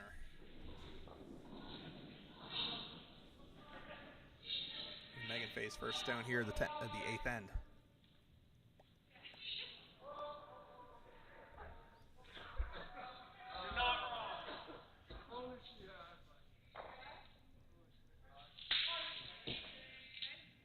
Weight seems pretty good. Curling back to the middle now. Making sure they finish hard on it. Trying to get as deep as they can get with that rock, and that's not going to be too terrible. Sitting top 8 foot on the center line.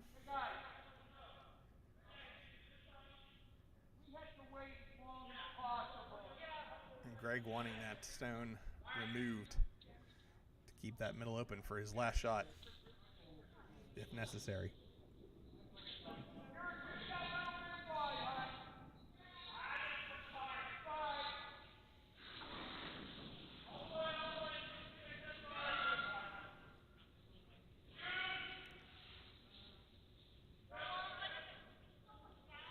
Stone's on the way. It's going to make contact with the yellow and roll to the right-hand side. Keeping that middle open, and now sitting third shot. So red sitting 1, 2, and 3 here in the 8th end.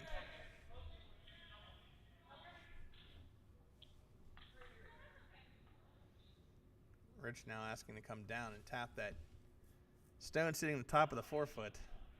That red stone, just trying to bump it out of the way and give him a little bit of space.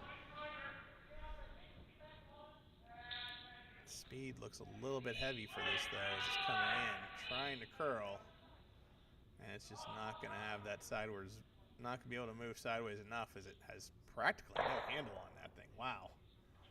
That stone turning very slowly, but did not have enough curve to get over to that red rock. Yeah, a little bit in. Oh, yeah,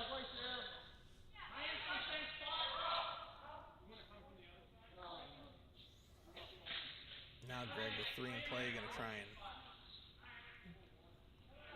guard up that middle little bit there. And you have 3 stones in play here. You're thinking, okay, if you're Hammer, why are you trying to guard the middle? But since you already have stones in play, you don't want to give them any easy draw pass to outcount you now. So trying to put this rock top of the 12-foot. Now narrow that path for Rich to get his yellow stones in there, or to make a play on that red rock. Stone is on its way. Sweepers are on it. It looks a little light. Looks a little late. Are they going to get it over? Can they get it over? Can they get it over the hog line? They will, and now carve it back a little bit. Not quite as close to the center line as they wanted, but being that high, that definitely will cut down the angles, the approach angles for Rich to try and get into that button area of the house. Rich agrees he's now going to come after that stone that's sitting third shot out there on the right-hand side. Maybe he can get a double this way. It's trickier, but at least help to cut things down.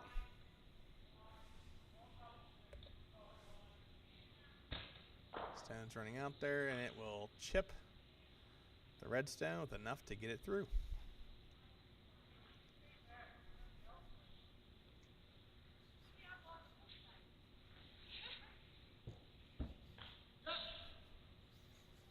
And Greg thinking he wants to guard that up again.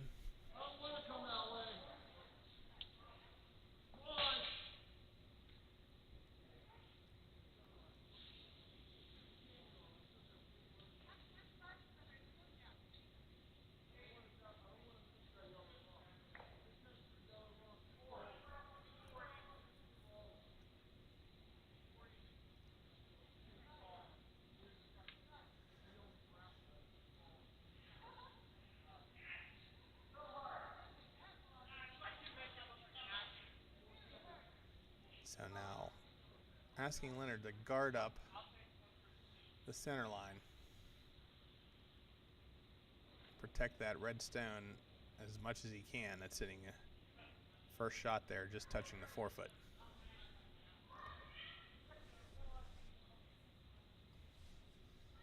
Line's on its way. It looks a little heavy. Sweepers don't really want to touch it, but it's already starting to curl. We're going to curl over past the center line. So now, can they scrape it in? Can they get in as deep as they can now? And they're going to sit this rock right next to their other rock there on the left-hand side.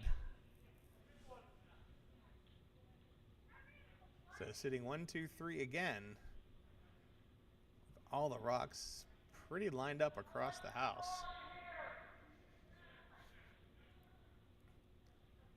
But did they accidentally show Rich a path? I think they did. He's now calling for them to pretty much follow that red rock right down in. And if they get on the inside of that red rock, there's a chance they could sit shot.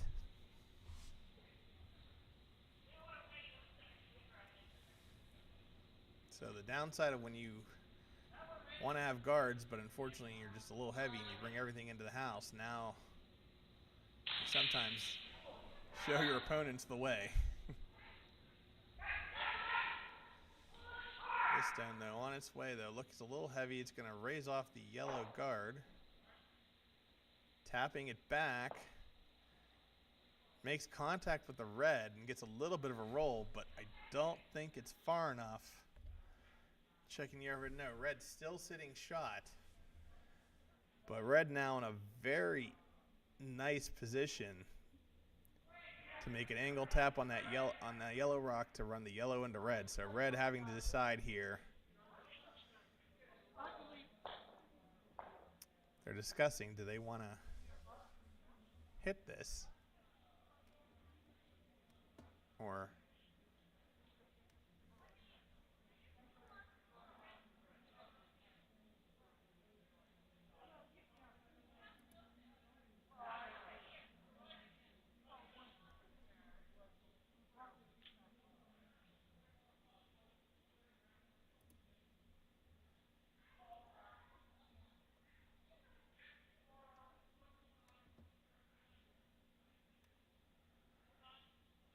Looks like they are going to make a play, try and make a contact. Nose that yellow rock straight back. They almost have to cross the face of it a little bit. If they hit anything on that left-hand side, it'll angle that yellow rock into the red. And that result will be disastrous, as it will make the yellow stone likely the shot rock. Leonard Jerbeck, second shot on the way. Speed is there. Sweeping for line. Trying to get it to cross the face. They need to cross the face. Makes contact, but it makes contact with the red, but chips it out. But still enough to carry the yellow through the house. So now red sitting 4, but much more wide open now for the veteran Rich Ashford to come on in and try and hide a rock in scoring position here behind all this red.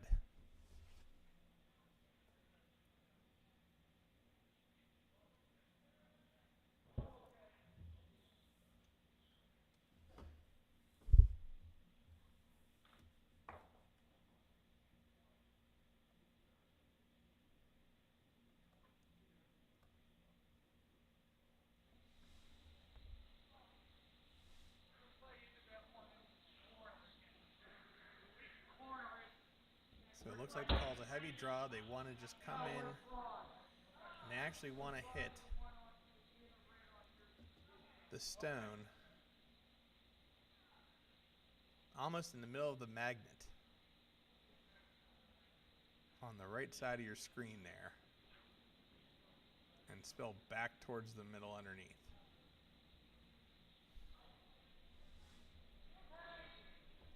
First stone for Rich Ashford underway here. The 8th end at the Pittsburgh Curling Club. Stone's starting to curl here as it heads towards the hog line. Can they get it by the guard? They do. Now they need to sweep it for weight. Can they get it deep enough? Can they get it far enough?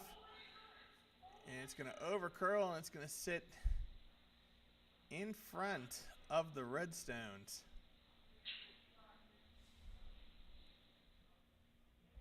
So they had the line, they did not have the weight, as this one's going to check up and now sit. Looks to be third shot.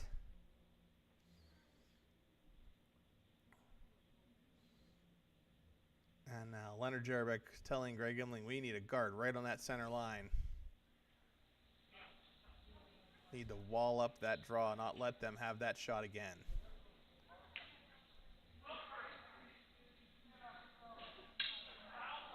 Red sitting 2, tied here in the 8th end with Hammer.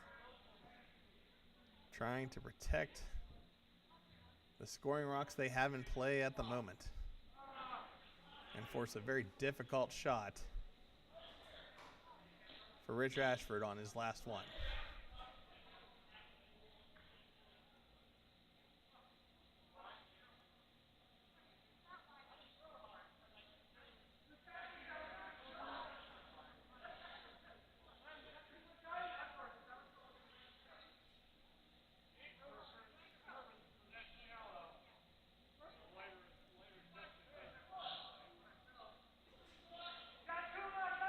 Lots of discussion still here. Let's see if we can listen in.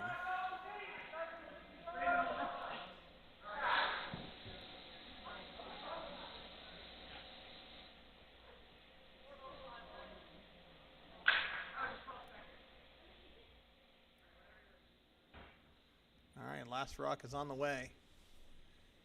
Greg Imling, first rock here in the last end.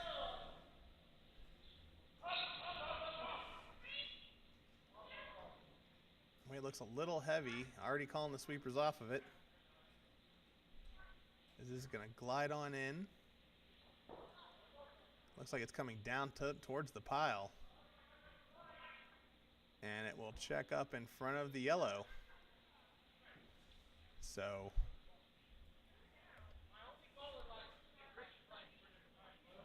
red still sitting 2 here.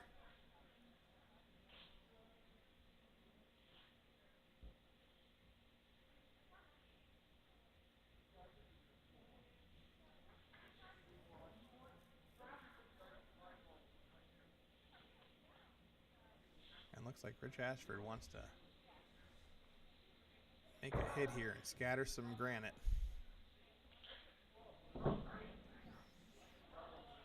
He needs to be shot after this, Brock. Otherwise, the game is over. So it all comes down to this.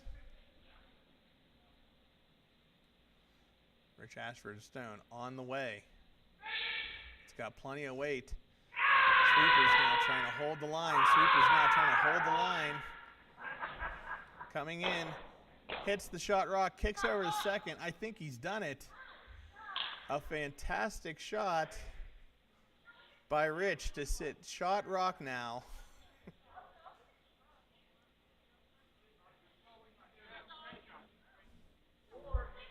Underneath.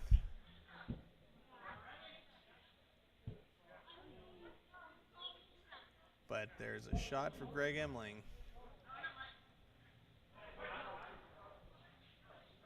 He needs to be shot after this, and he'll take home the win.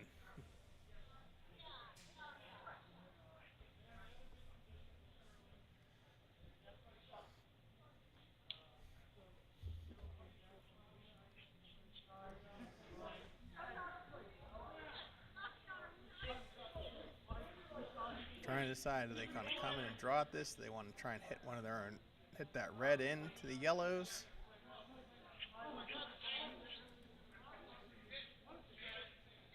This kind of comes down sometimes to what you feel most comfortable with what you've been throwing all game and what your teammates have been throwing.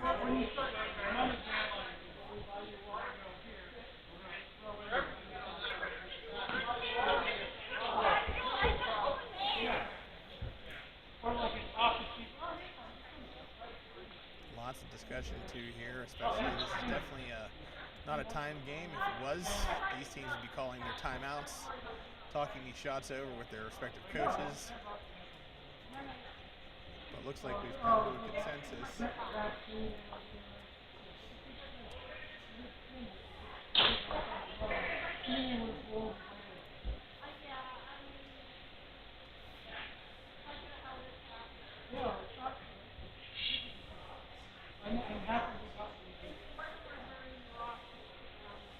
Here they go.